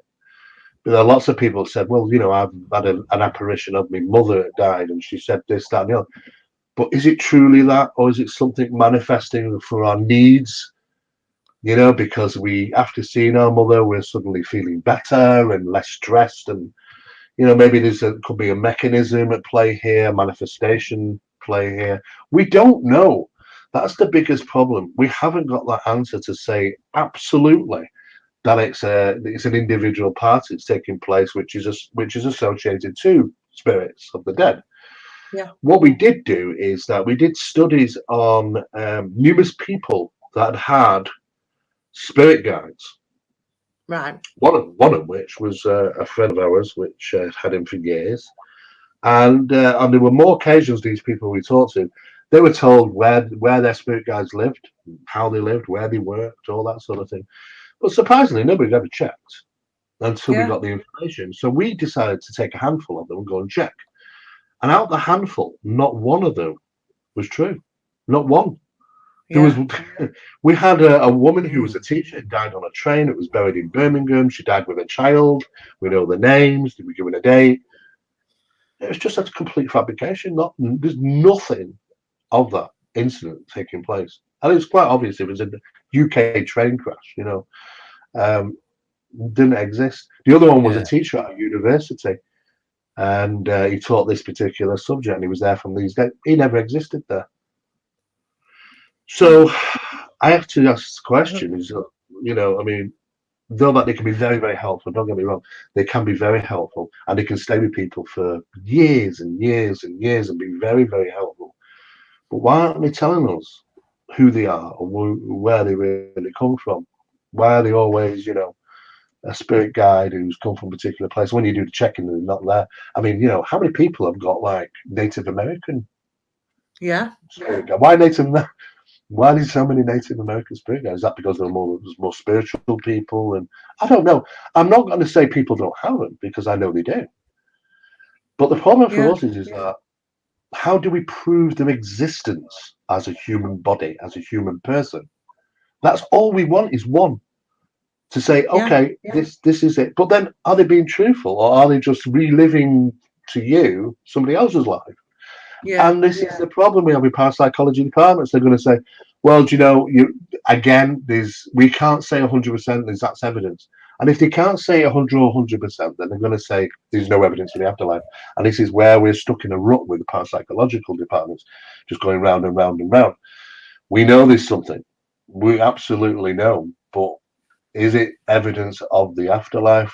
We can't say. What we can say is that not only are we communicating with things that refer to them as spirits, we also communicate with things that refer to themselves as demons, more so demons than spirits in many cases when you get into the skull stuff. And I have to say it, things that come across as interdimensional beings and extraterrestrials. And that was partly half the reasons why the skull experiment was shut down. It's a matter of maintaining control on the circle, because the circle was lost to entities which were apparently not human. And I will say off record from discussions with Robin Froy is that phenomenon never left him. Never left him. And it's the same thing with the Vril Society. They did exactly the same thing, didn't they? Yeah, the German Metaphysical group became the Vril Society, channeled alleged aliens that told them this, that, and the other, and do this. And they were doing pretty much the same thing. I mean, Aleister Crowley got into it, didn't he, with his apparition of Lamb, which was supposed to be an interdimensional being. We have to question the whole genre of this metaphysical, meditational communication is open for many, many things. Some good, some bad, some unknown, maybe, but I've had my fair share, fair share of negative stuff than I have positive. Yeah. I can say that. So I don't really, I mean, I've witnessed something which I was referred to as an angelic being. And I have to admit, it did bring me to my knees. It was a very, very powerful thing. But I don't know if it was. I mean, the biggest deceiver is the devil himself, isn't it? We just don't know. We really, really don't know. And I have to always say this, I've always expressed caution when working in this field. And I have witnessed some crazy, crazy stuff. And I have seen crazy stuff at my home because I've brought stuff back for a while and crazy stuff. And I know there's a connection between the UFO stuff. I saw a UFO. I got up at 3 o'clock. No, it was 3:10 in the morning. And I just had the urge to go and look. I went outside for a cigarette back garden, and there was a lovely, beautiful object in the sky. I watched it for about 15 minutes before it blinked out. Didn't move away, it blinked out. It's just like a light bulb, gone. I had a cup of tea. I thought nothing more of it because I see quite UFOs on a regular basis. Anybody will tell you, come visit me in my house, we'll see them all the time. And I think that's part and parcel of that. They know that you have the interest and they're connected some way, just as a paranormal does. Yeah. And that night, I mean, after my cup of tea, I got back in bed about 4 o'clock. Something got in bed with me and wouldn't let go. Fight this bloody thing off. And honestly, it was not a nice experience. But to see that UFO and to have that, say, an hour later, I just thought, do you know what? There's so many connections between this phenomena that people are unaware. Yeah. And back in the day, the Blue Book officers of UFO sightings, they go out, they craft it. They go out and say, oh, well, we're going to see Mrs. Brown regarding her UFO experience. Let's ring up the reporters. Let's make a big fuss. Blue Book officers are going to be going to Mrs. Brown's house. She'll at this. We're going to be there at 3 o'clock. Reporters will be there to take photographs. How great the Blue Book officers are doing such a fantastic job trying to figure out what's going on. And they go in there. Mrs. Brown will say, well, I had this UFO incident. But you know what? After that, I had loads of paranormal stuff taking place. Oh, no. Mrs. Brown, we don't want all that ghostly stuff. Just stick to the facts, Mrs. Brown, about the UFO. Yeah. And that's exactly what happened. That's what happened. And that's why Spielberg, when he started going through all these old files, making Close Encounters of the Third Kind, he put in a poltergeist scene in the film. People say, poltergeist scene? What poltergeist scene? The poltergeist scene, where all hell breaks loose in the house. The UFOs come down. All of a sudden, the Hoover switch is on, the taps are turning, things are moving around, all hell breaks. It's a poltergeist scene. Why did he put that in there? He put that in there because when he was going through files, he realized very quickly there's a paranormal element here. It's connected. That's why I put it in the film. He tried to make it as realistic as possibly could. I think he did a great job. The problem is that, we've been thrown into big split between the two for many, many years, but now we're bringing them back. We're starting to see some things. But yeah, the skull experiment, it's triggered off into numerous different other forms of research which we've been involved in, and it is quite amazing how these manifestations just appear and seemingly are real. Balls of light which appear, and you land in your hand, and when you close your hand, the light comes out, and you can physically feel something in the hand, as if there is something there. There's some mass to it. It's there, and it's just absolutely incredible how these can manifest into our reality. There's something coming through from somewhere else. It's quite remarkable. It is. Tino says, hello, Steve. Have you done an investigation into Boggart Hole Clough, North Manchester? Thanks. I know Boggart Hole Clough very well. I did do an investigation there. I did it with a guy called Steve Yarwood, who lived around the corner from Boggart Hole Clough. There was actually a scene of poltergeist disturbances around the area as well, and of course police sightings and numerous witness sightings on the Boggart in that area. It goes back a long time. And this is what I've said, about some of these famous cases. I mean, Tino's very much aware of the Rendlesham Forest case. But you know what? You scrap all that aside. Let's just look at traditionally what's going on there. The whole place is associated with gentry. Long before alleged paranormal forest, long before that. We goes back thousands of years. That location has been a hotspot for activity for thousands of years. And the amount of UFO sightings took place in that area, and quite a large amount, but we tend to get fixed on the Rendlesham case, but if you just look at the area, forget the case, but look at the area, it's incredible. The research and the history behind that place is just the strangest stuff has happened there, But yeah, Boggart Hole Clough, there's a few other cloughs that I've looked at, which alleged boggarts have been, there's about 3 or 4 of them, one in Ireland actually, funny enough. But Boggart Hole Clough, there was some interesting reports that there was some poltergeist type stuff action taking place in the houses right next to the Boggart as well. Wow. I can see a question from Ralph here. He's asking, have I ever encountered MIB? Well, it depends what you mean by MIB. I mean, Men in Black. Government Men in Black, I haven't, but my dad did. He was in charge of the British Telecom clerk of works, where he had all the keys, all the different ones around the country for specialized work going on, and he was responsible for oversighting the HOMEC project, which is Home Office Monitoring of Electronic Communications. This is where BT would send information from your phone conversations to the Home Office for monitoring purposes, in case you said certain words, which might mean that you're a terrorist or something. But then it also might be also recording the fact that you're talking about something paranormal or ufological, all goes in the same pot. He during the transition from digital to audio in the British Telecom exchanges, they used to switch you over in the middle of the night. It's likely not going to cause you a problem there, because you won't know, because you won't be on a phone call at 3 o'clock in the morning. But an incident did take place where 2 people were talking, and one of them was from RAF Sealand talking with somebody else about a project referred to as Black Manta, and that was overheard and recorded by British Telecom accidentally.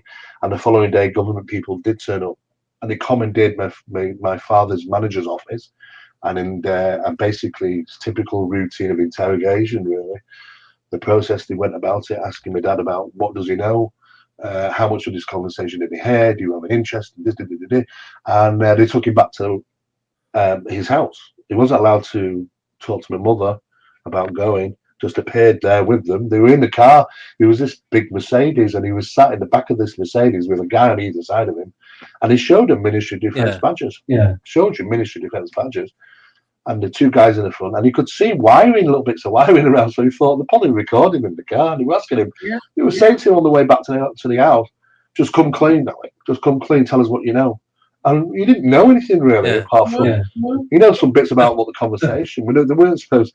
Do you know what? It's not his fault. Whoever was having a stupid conversation about something that might have been sensitive didn't use a secure line. He went through BT about 3 or 4 o'clock in the morning. The idiots. You know, the BT engineers that can listen in. So they wanted to know who was working there that night. Well, my dad was working that night with a couple of colleagues doing the switchovers. Anyway, they got to the house, they wrecked the house, they turned up the house upside down. God knows what they were looking for. It was like a scene from a bloody Bond film. They took the phone apart. We had one of those big phones where you unscrew, and they took them apart looking for books. It was crazy. And they flipped through books. My dad had some UFO books. Strangely enough, my dad was UFO books. They had about 10 or 15 books. They picked them out the cupboard and they turned them upside down. They flicked them to see if there was anything inside that might fall out. They took those books with him. They took those books away, and he got them back. I think he got them back from about 6-7 weeks later, saying, "Look, thank you for your cooperation." But they took those books with them, you know, and they didn't take it back to work. Anyway, it's they made a right huge fuss about it. But that's interesting for me because when they talk about Black Manta, which is allegedly there's talks about this being the TR-3A before they built the TR-3B and a triangle flying object. If they were test flying it around there, we'll be surprised. They tell us that they don't fly the Tyrannus unmanned vehicle from British Aerospace. They say that they put it on the Galaxy and fly it all the way to America to test fly it. I don't think so. I don't think they're doing that. I think they're just test flying it here. So, but there's some strange stuff. Men in Black, not the Men in Black as we would know them from the 1970s. Though I've talked with people. I even talked with Dan Aykroyd actually about his Men in Black incident, and a few others. You know, Tim Beckley was one of them. He's passed away now. But those are different type of Men in Black. They're a bit weird and strange, robotic type people, which don't quite look humanoid. But these were government Men in Black. These were officials, and God knows what they were looking for. You know, just obviously the tricky words. They were looking for something.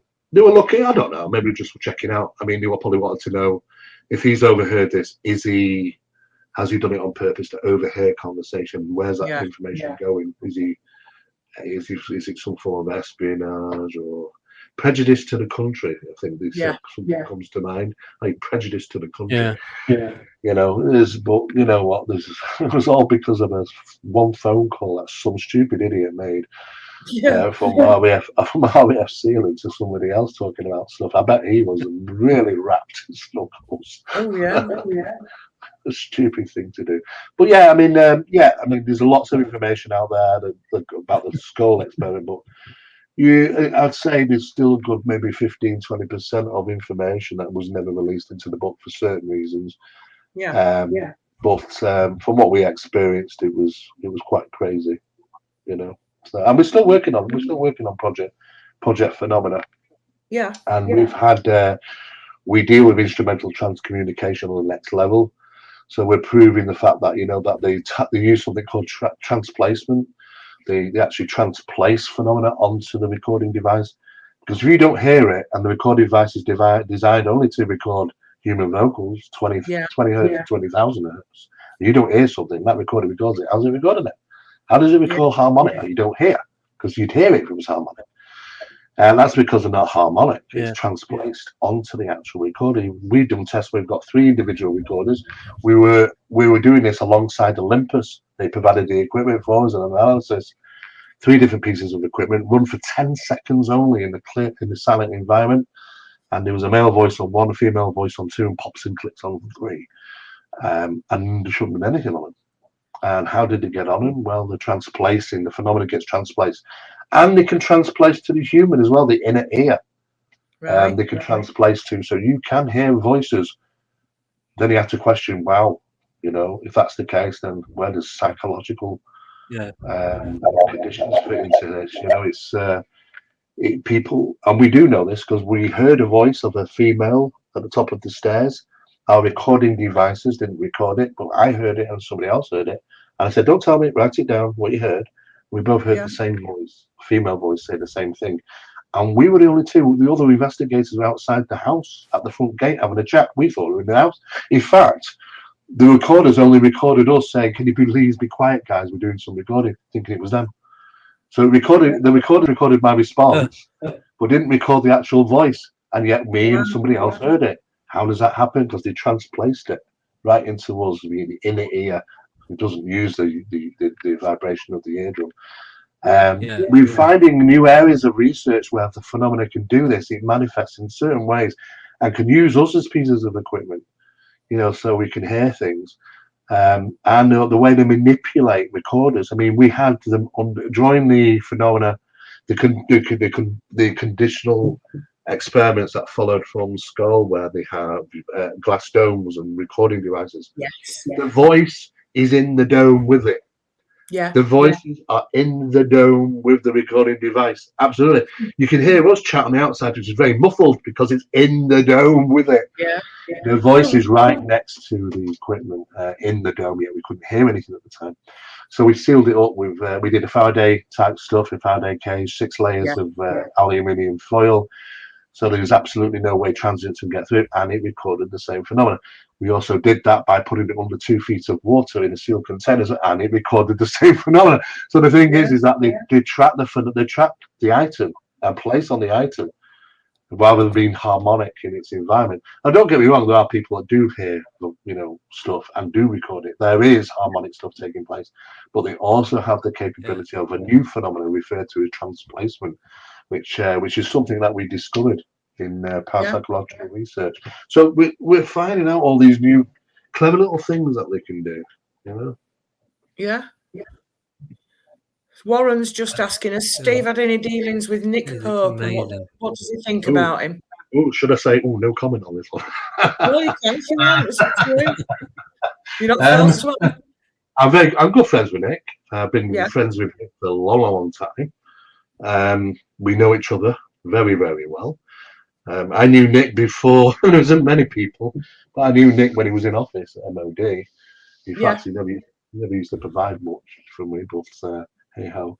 But you know what? I get along well with him. But we're on 2 different sides. Well, my research is, you know, completely different thing to his. But I know everybody. I know everybody in the subject in the field. I've probably met most of them. And they all have different views and different opinions. But you know what? We've got to have diversity. We've got to have different opinions to identify where someone's not right. We do need to do that. The only way of moving forward in research ways is to realize something isn't correct to move to the next level. And that's why we need people who've got different ideas and diversity. So we can look at them and research them and say, okay, there's no evidence for that, but maybe this. And eventually, you know, it does help. So it's good to have it. It's good to have it. Though that, you know, that Nick's very popular in the US, and he's always very busy. And he's always been a really nice guy to me, you know. Professionally wise, you know, we come from 2 completely different backgrounds. You know, Nick is obviously come from the MOD side and very stringent, and how much information he can tell us, I do not know. There may be a limitation. How much information is correct, I really don't know. It's hard to say exactly.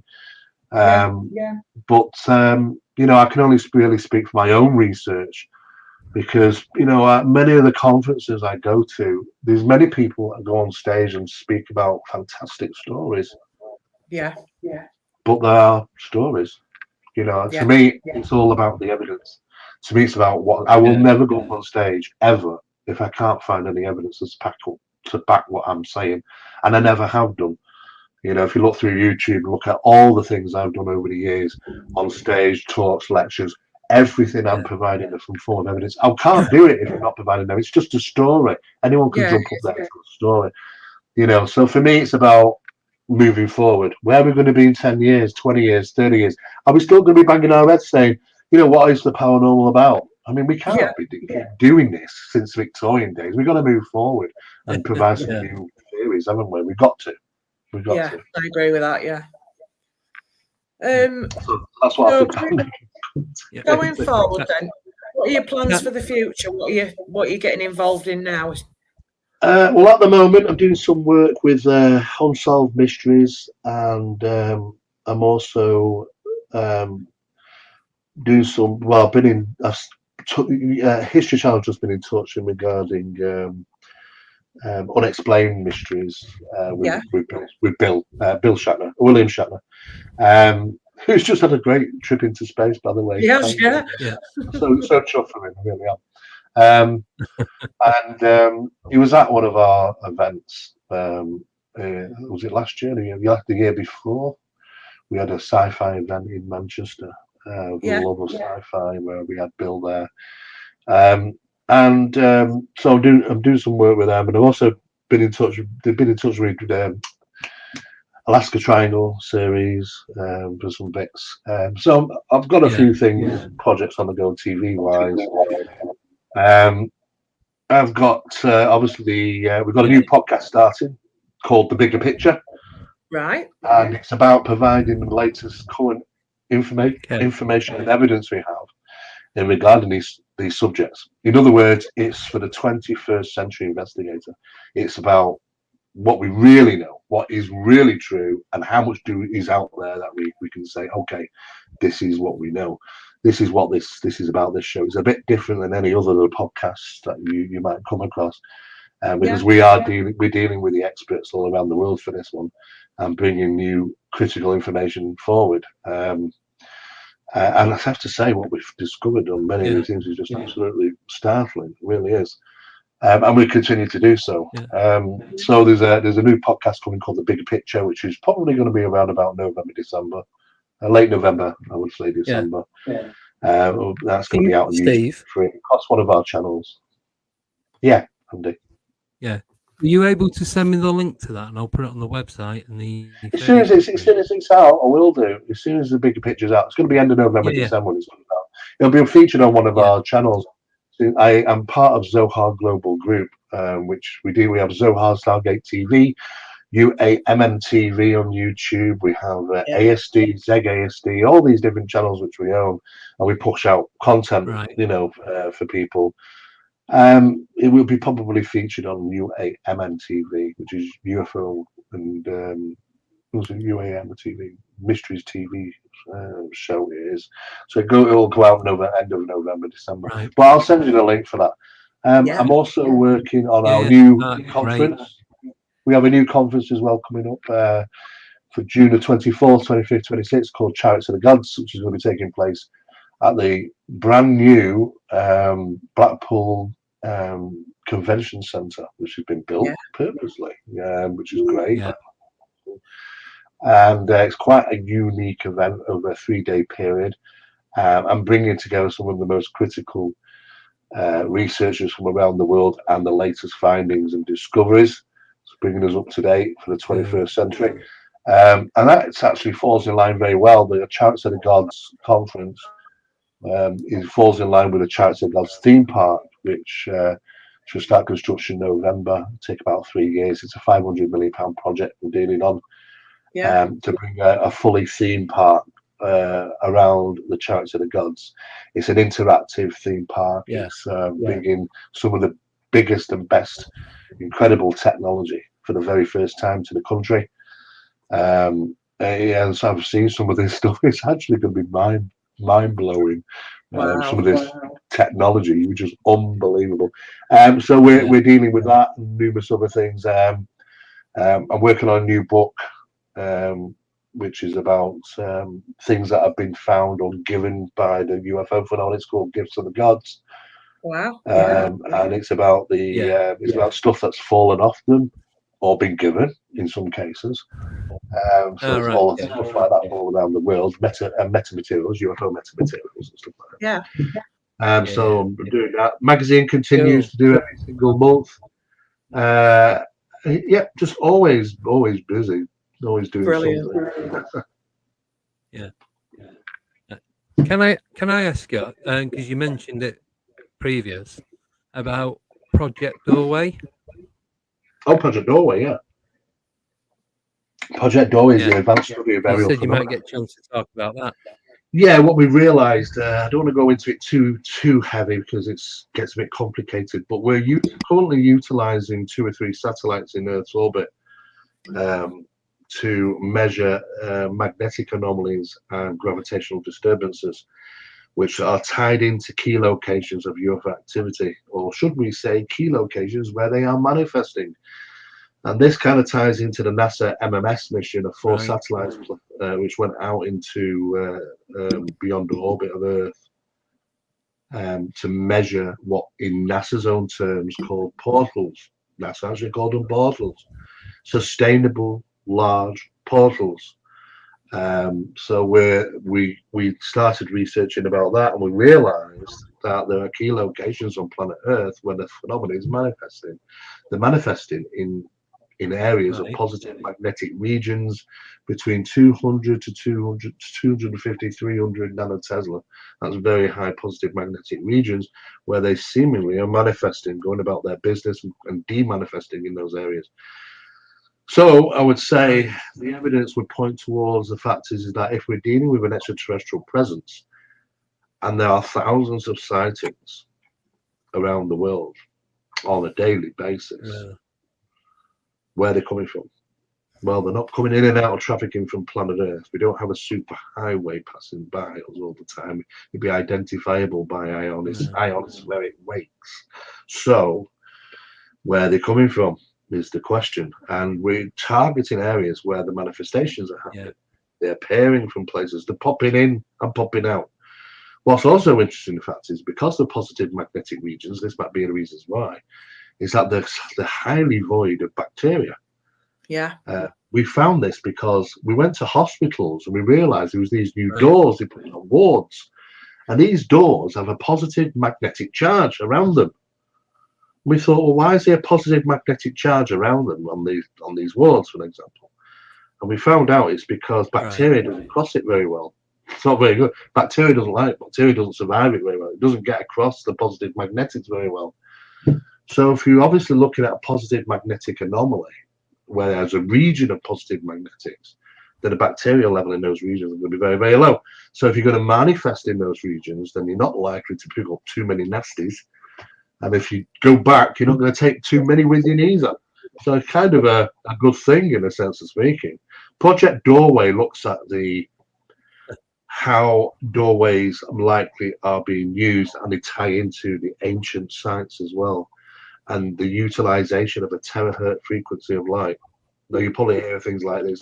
The more you'll get into UFO metamaterials and how they react to terahertz frequencies of light, that's going to end up being the clue as to the double lock system that is being used by our ancient ancestors, not just providing a vocal tone, which is very hard to do now because we don't have all the larynx to do Gouda mantras and stuff like that, but they build resonance chambers to produce, they do a certain frequency that resonates, and they allow the light of the sun setting and rising only then, because that's the only time terahertz frequency exists, to flood into the chamber.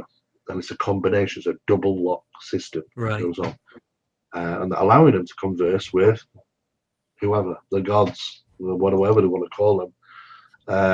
And this is how it kind of ties in with Project Doorway, and we have done tests where we're reading gravitational wells from where the phenomenon manifested from. So where it manifests, it leaves a gravitational well for a sort of duration of time.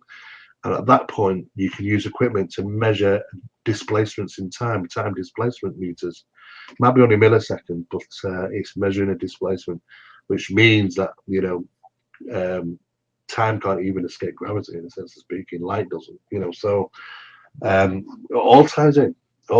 So we're trying to figure out about this phenomena. The UFO phenomena, I was told years ago by my mentors, oh, well, it's all nuts and bolts and they're aliens and they're traveling the distances of space, the vast distances of space using exotic powered engines. And no. It's the evidence is pointing completely different. The evidence points that this phenomenon has always been here. It's right under our noses, and it can interact anytime it wants to. That's what the government don't want to tell us. They don't want to panic people. They don't want to tell. They want to keep you on the ruse. That is, look up into space. They're out there. They're traveling. Might travel to it. You know what? They're right here, right now. They've always been right under our noses. No different than the paranormal. The fact is, the government don't want to tell you that. If you ask some of the people in the government, they'll say, and you ask them about UFO phenomena, they'll turn around and say, well, how much do you know about paranormal? How much do you know about PSI? Yeah. That's the questions they're returning with. Why? What's that got to do with it? He said, well, there's a lot more going on that meets the eye, an absolute lot more. And that's what Project Doorway is focused on. It's focused on providing information about getting to the answers, trying to figure out about the phenomena around us in this world, where they're coming from, how are they doing it, how long they've been here, what do they want? Those questions, the most important questions, you know. So, and we're slowly chiseling away at it, and we're going up with some real fascinating evidence, real fascinating stuff. And it's quite surprising how much people will go to keep it quiet. Surprising. So. Yeah.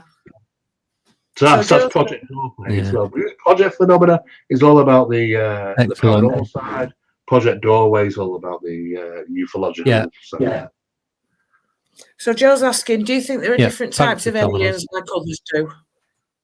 Do I think there are different types of aliens? I think there are multiple different types. In fact, there's over 3,000 different types. Now, you're going to tell me that they're coming from 3,000 different planets? Or you're going to say it's the same phenomena, but they have different masks? It's different masks. People years ago used to say, oh, well, we have the greys. You know, they're the nasty ones. They do things, people don't like the greys. And before that, we had different ones. We had the Space Brothers, the Palladiums, the Nordics. They're the good guys, you know. And then you come across a case like Travis Walton, where both of them were there. Yeah. Hello? You know, I mean, what's going on there? I mean, Travis, obviously, his experience wasn't unique, you know. And people used to think, you know, when he talks about these people in humanoids in blue suits with this helmet on like a fishbowl. He was also seen by Jessie Rosenberg. And so I was talking to her daughter. She had an experience in 1954, saw an experience exactly the same thing. And Travis would never have known that. He would have never known that. So there's some elements of truth, definitely elements of truth to the phenomena. But you know what? He woke up, Travis Walton. These three greys were around, and he absolutely flipped. These things just ran, got out of the room, ran off down the corridor. And then the next thing he's basically confronted with a human-looking being. Now, the question is that, you know, is it just down to perception? How did they calm him down? How did they get him off the ship? Well, maybe they had to be seen to be different, not to be a grey. Let's be humanoid. The problem is that are these things exactly what we perceive? The evidence that we found in Project Doorway would suggest that there isn't thousands and thousands of different types of aliens, is that we're dealing with one phenomena that has multiple masks. It changes the way you perceive it. That is why, you know, some people will see a white horse talking to them, or an owl, or, you know, it doesn't make any sense. But that's because it's never an owl. It was never a horse. It was something else. They can be seen to be different in many different ways, and the mask changes, but the phenomena, you don't track the mask, you track the phenomena. The phenomena is always the same, and it's been here. And as far as my associate Barry Fitzgerald, some people will know him very well from the Ghost Hunters International. Myself and Barry work together on Project Doorway and have done for quite a number of years. And he will say he's tracked the phenomena back to 700 BC. 700 BC, he's tracked it back to. Same phenomena, just a different mask. All started with serpents originally, but now it's changed over the years, and it will continue to change, you know, because the mask changes and the phenomena stays the same. So when you say about aliens, as there's so many different ones, well, yes, people will perceive them to be. Doesn't necessarily mean they are what you perceive, though. That's the thing. I can see a question from Kelly Shaw here. Do you think that parallel worlds exist, and are cryptids and UFOs coming from them? Yeah. Well, you know, it's the reference into paranormal world, these parallel worlds. I talked with a number of physicists, one of which was Randell. What's her name? Is it Lucy? Jenny. No, not Jenny Randall's. Randell. Randell. She's a physicist. She's a professor of physics. at Harvard University, and they've discovered the fact that there are multiple realities around us, and there are some of them very, very close that we're not unaware, except for the fact of a gravitational distortion, which is interesting because it falls in line with Project Doorway research, and that there are other realities around us, and these phenomena, like at Skinwalker Ranch, can pop in and pop out and interact. Sometimes it's good, sometimes it's exciting, but sometimes on more occasions it's not. But there's seemingly evidence to suggest that there's other realities around us, as opposed to parallel worlds. I mean, we could be dealing with multiple parallels. You know, we really don't know regarding the astrophysics and science enough yet. But what we do know is that other realities do exist around us, and it could be things from those other realities which have the capabilities of interacting with ours, and we experience these things. For us, it's called magic, it's called gods, it's called all these different names ever since mankind was on planet Earth. But ultimately, maybe always the same thing. We can see Nelly asking, do you think they are under the sea and in mountains as something, Steve? Well, it's interesting because, you know, when ATIP came out and started talking, this government program, these guys, TTSA came out saying, oh, well, you know, they have this traversity, they're capable of 3 different ways of traversing: through the skies, through the water, in space. But if they truly knew what the UFO could do with capabilities, they wouldn't have missed out the fact that UFOs have the capabilities of entering into solid materials like the ground, into mountains, into cliffs, into volcanoes. You know, they have the capabilities of doing that because they have some kind of, I can only assume, a space-time bubble around them. So they're not connecting with our reality in that sense. This is why we can see UFOs enter the water and come out of water and don't leave any wakes. You know, on CCTV footage, you think, oh, if it's coming out of the water, where's the wake? Well, they're not, because they don't interact in the same way. They have like a space-time bubble around them or something, which allows them to traverse into any solid matters, straight into the ground, straight into volcanoes and hills and mountains, into Mount Shasta. You know, people report them all the time. Yeah, just as the Soho satellites record them coming in and coming out of the sun, coming in and coming out of the moon. You know, the Soho satellites, you've got to look on the internet, you'll find the photographs and videos, and the hundreds, and they've been monitoring them for a long time. But they have the capabilities to be sneaky, and they are, because they don't want to be very well known. They're very covert. They are they're very intelligent, they're very covert. And yes, they do operate under the water, more so than skies, believe it or not. This is why when you start doing the research into UFOs going back in time, you'll find all the official documentation mostly lies with the Navy, with naval stuff, not the Army, right. You know, not the Air Force. It's the Navy, and there are countless cases on the sea. So yes, we have a lot of things coming out of creeks, out of lakes, out of waters and stuff like that, especially the seas around the world. Great place to hide, and that's what they do. They're covert. They don't, you know, do exactly all the time. Absolutely, yeah. I definitely think that they have a lot more to do with the ground and a lot more to do with the sea than ever the skies. What's going up there is nothing probably compared to what's really going on. But now, you know, we're kind of becoming intelligent enough to ask the questions. What is this phenomena? What, you know, it's not ours. So what is it? It isn't something new. It's got a new slant on it, and people like to say, well, you know, they're coming from this planet and that. Well, how do we know that? Well, the aliens told us. Yeah, but don't the aliens always say, look after planet Earth and don't do this and don't burn the forest down? Yeah, have they ever done anything to stop it? No. Did they care about humanity? Well, we've kind of killed each other in the masses, millions and millions and millions of people. Over what? Religion, probably. I mean, did he care about that? Have they ever stopped it? No. So we have to question. The fact is, where do their principles lie? What did he want? And what did he want from us? Because honestly, it doesn't add up. Some things don't add up. You know, if they have the capabilities of stopping us in our tracks and making the world a better place and stopping all the evil things that happen in this world, then why the hell are you doing it? Exactly. Because they don't want to do it. They're not interfering with that. They don't want. They're going about their own agenda. They want to do what they want to do when they want to do it, and they don't really give a damn.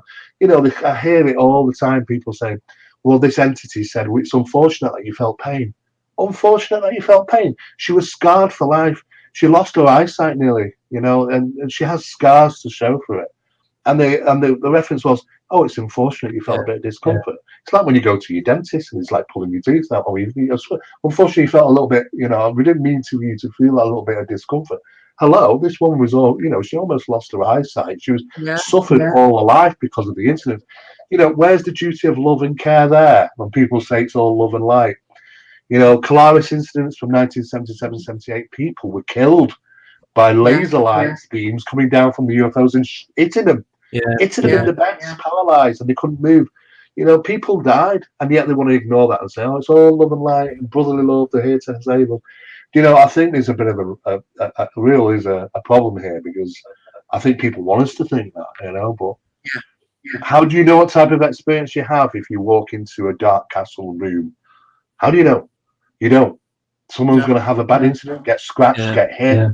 Something's going to follow home with them. We don't know. We're walking into this phenomena blindly, aren't we? Just as we are with the UFO stuff. It's a wing and a prayer. It always is. And it is. Don't get me wrong. It's exciting, but then obviously there is the downside of this phenomena. There are people that have had tremendous paranormal phenomena, which they wish they'd never had, just as they have in the UFO phenomena. So, it's the only way to do it is by learning and gaining more knowledge about the phenomena and how it does it and why it does it and why it wants to do it, to work out a pattern of events so we can not have the bad experiences and be more explorative, I suppose. It's exciting times because we are moving forward, finally starting to moving forward slowly but surely. But we're getting into places now where we're starting to really challenge what the phenomena represents. It's not about another photo, another EVP. It's about tearing the whole damn thing apart and looking at the mechanism, the reasoning, the intelligence, how it's doing it. Is it quantum mechanics? Is it multiple realities?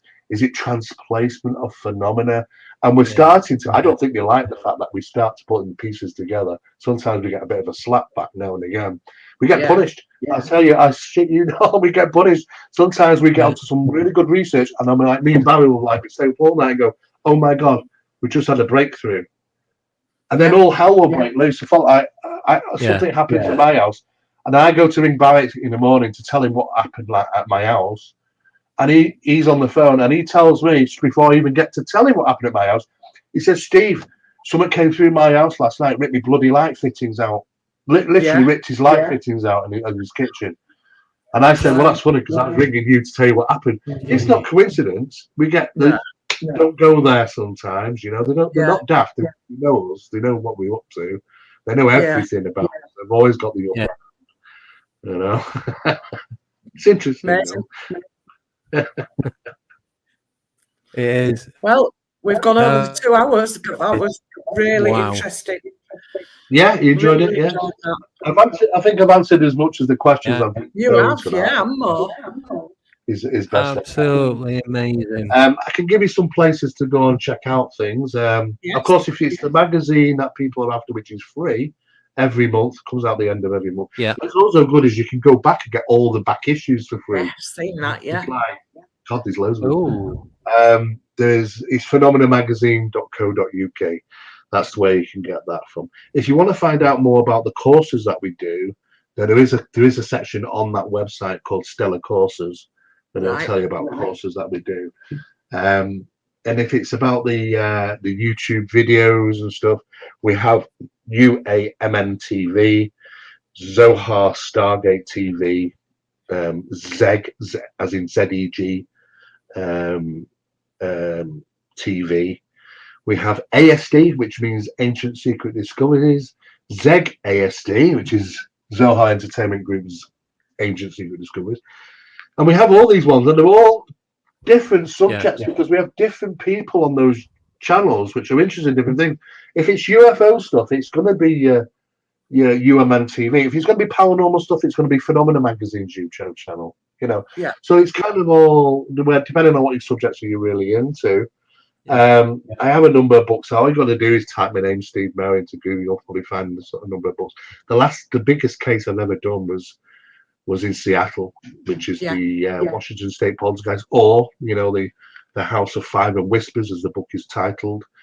And that was just incredible. I mean, who goes all the way to Seattle twice if you didn't think something was going on? We did, and we paid our own way there. So. And of course, Keith, who was the house owner, he's got some books out, and he helped with the investigation. And it was incredible. So of course, there is stuff out there which is really, really weird, but it's got to get through our pointing system first to warrant an investigation. We have to. Not everything is worthy of investigation. We have to be of a certain category, especially if kids are involved. Then it's going to be a high category there, especially when children are involved, and we have dealt with things like that. But we've done protocols for all the councils in the country. The last one we did was for Stirling Council in Scotland. They have our protocol now how to deal with problematics. If people are renting their homes and saying, I have a ghost in my home and I'm not paying rent anymore. Which you know what? It happens, Deb. It happens. Yeah. People say, I'm not paying it. It's not. It says in your clause here, if it's not livable conditions, I don't have to pay my rent. It's not a livable condition. I can't sleep at night. It's banging on the wall. What do you do? What do you do as a person who's renting the house? If you own that house, it's like a nightmare, isn't it? You say, oh my God, what are we going to do? You don't want bad press. You don't want bad press because you want people to rent the other homes that you've got.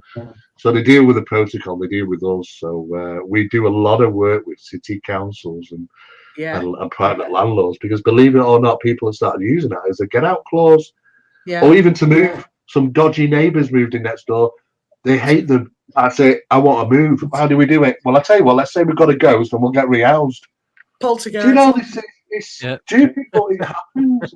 They didn't know how to deal with it. So people do this though. It is crazy. Stuff that goes on out there. But you know what? It's fun. There's fun, the stuff that you come across. That's what it's got to be. It's got to be. You've got to enjoy it. You've got to learn. Because the world is a big place, and you know what? We get told that much. Nothing. Where we learn is when the days we come out of school and come away from colleges and universities. Then we start to learn, all by looking around what's going on in the world and figuring it out. You learn a lot more what's really important. That's true. Well, on that note, we shall bring it to a close. So, thank you so much, Steve. It's been brilliant. You'll come back on. I will do, just keep in touch, guys, and let me know. And I'm quite happy to share any links and start doing our other stuff as well. But stay in contact and we'll do some more. Okay, guys? Yeah. Brilliant. Thank you so much. You've got me email, haven't you? So if you just send I've got them your across email. I'll keep it. And I'll share them out with everyone. And brilliant. Thank you so much. You're welcome, guys. I'll talk to you soon and take care, yeah? You too. All right. Bye. Bye. All right. That was brilliant. Really enjoyed that. All right. So absolutely amazing. So thank you everyone for coming on. Yes, thank you. Hopefully we'll get him on again soon. I've got his contact details, so I'll keep in touch with him. Yep. And he only lives around the corner from where I'm from. There you go. It makes it a lot easier. Yeah. So good. So thank you everyone in the chat. Thanks for your questions. Sorry to Lee. I didn't see any questions coming up from Lee. I didn't. I do apologise. I've looked from my phone. I didn't see any. No. So I get it on Truth Proof that when I'm modding, I can't see some questions. Yeah, they just a lot of time they go too quick. Yeah. Or they just don't appear. Hopefully we'll get him on again. Yeah, we'll get him on again soon. Definitely. Yeah, that's it. So can I just say before we do go, if anyone would like to donate, if you go onto the website, scroll to the bottom of any page is a PayPal button. If you click on that, it'll take you straight to Codes of the Unknown PayPal account. And that'd be amazing if you could do that. It would really help us out. Every little helps. Yes. And next Friday, a very, very special Halloween investigation. All I'm going to say is it's a temple, but is it really a temple? That's true. But is it? But is it a temple? You'll find out next Friday. But is it a temple? Possibly, Sorry, I'm but just using possibly the not. echo. I know. You can't wait, can you? I know. Cannot wait. So yeah, amazing show again. Thank you again for coming on. Yeah, thank you. We'll see you all next week. Ooh, yeah. See you then. Bye-bye. Bye. Take care. Bye. Bye-bye. Well, I will do if it'll let me press end.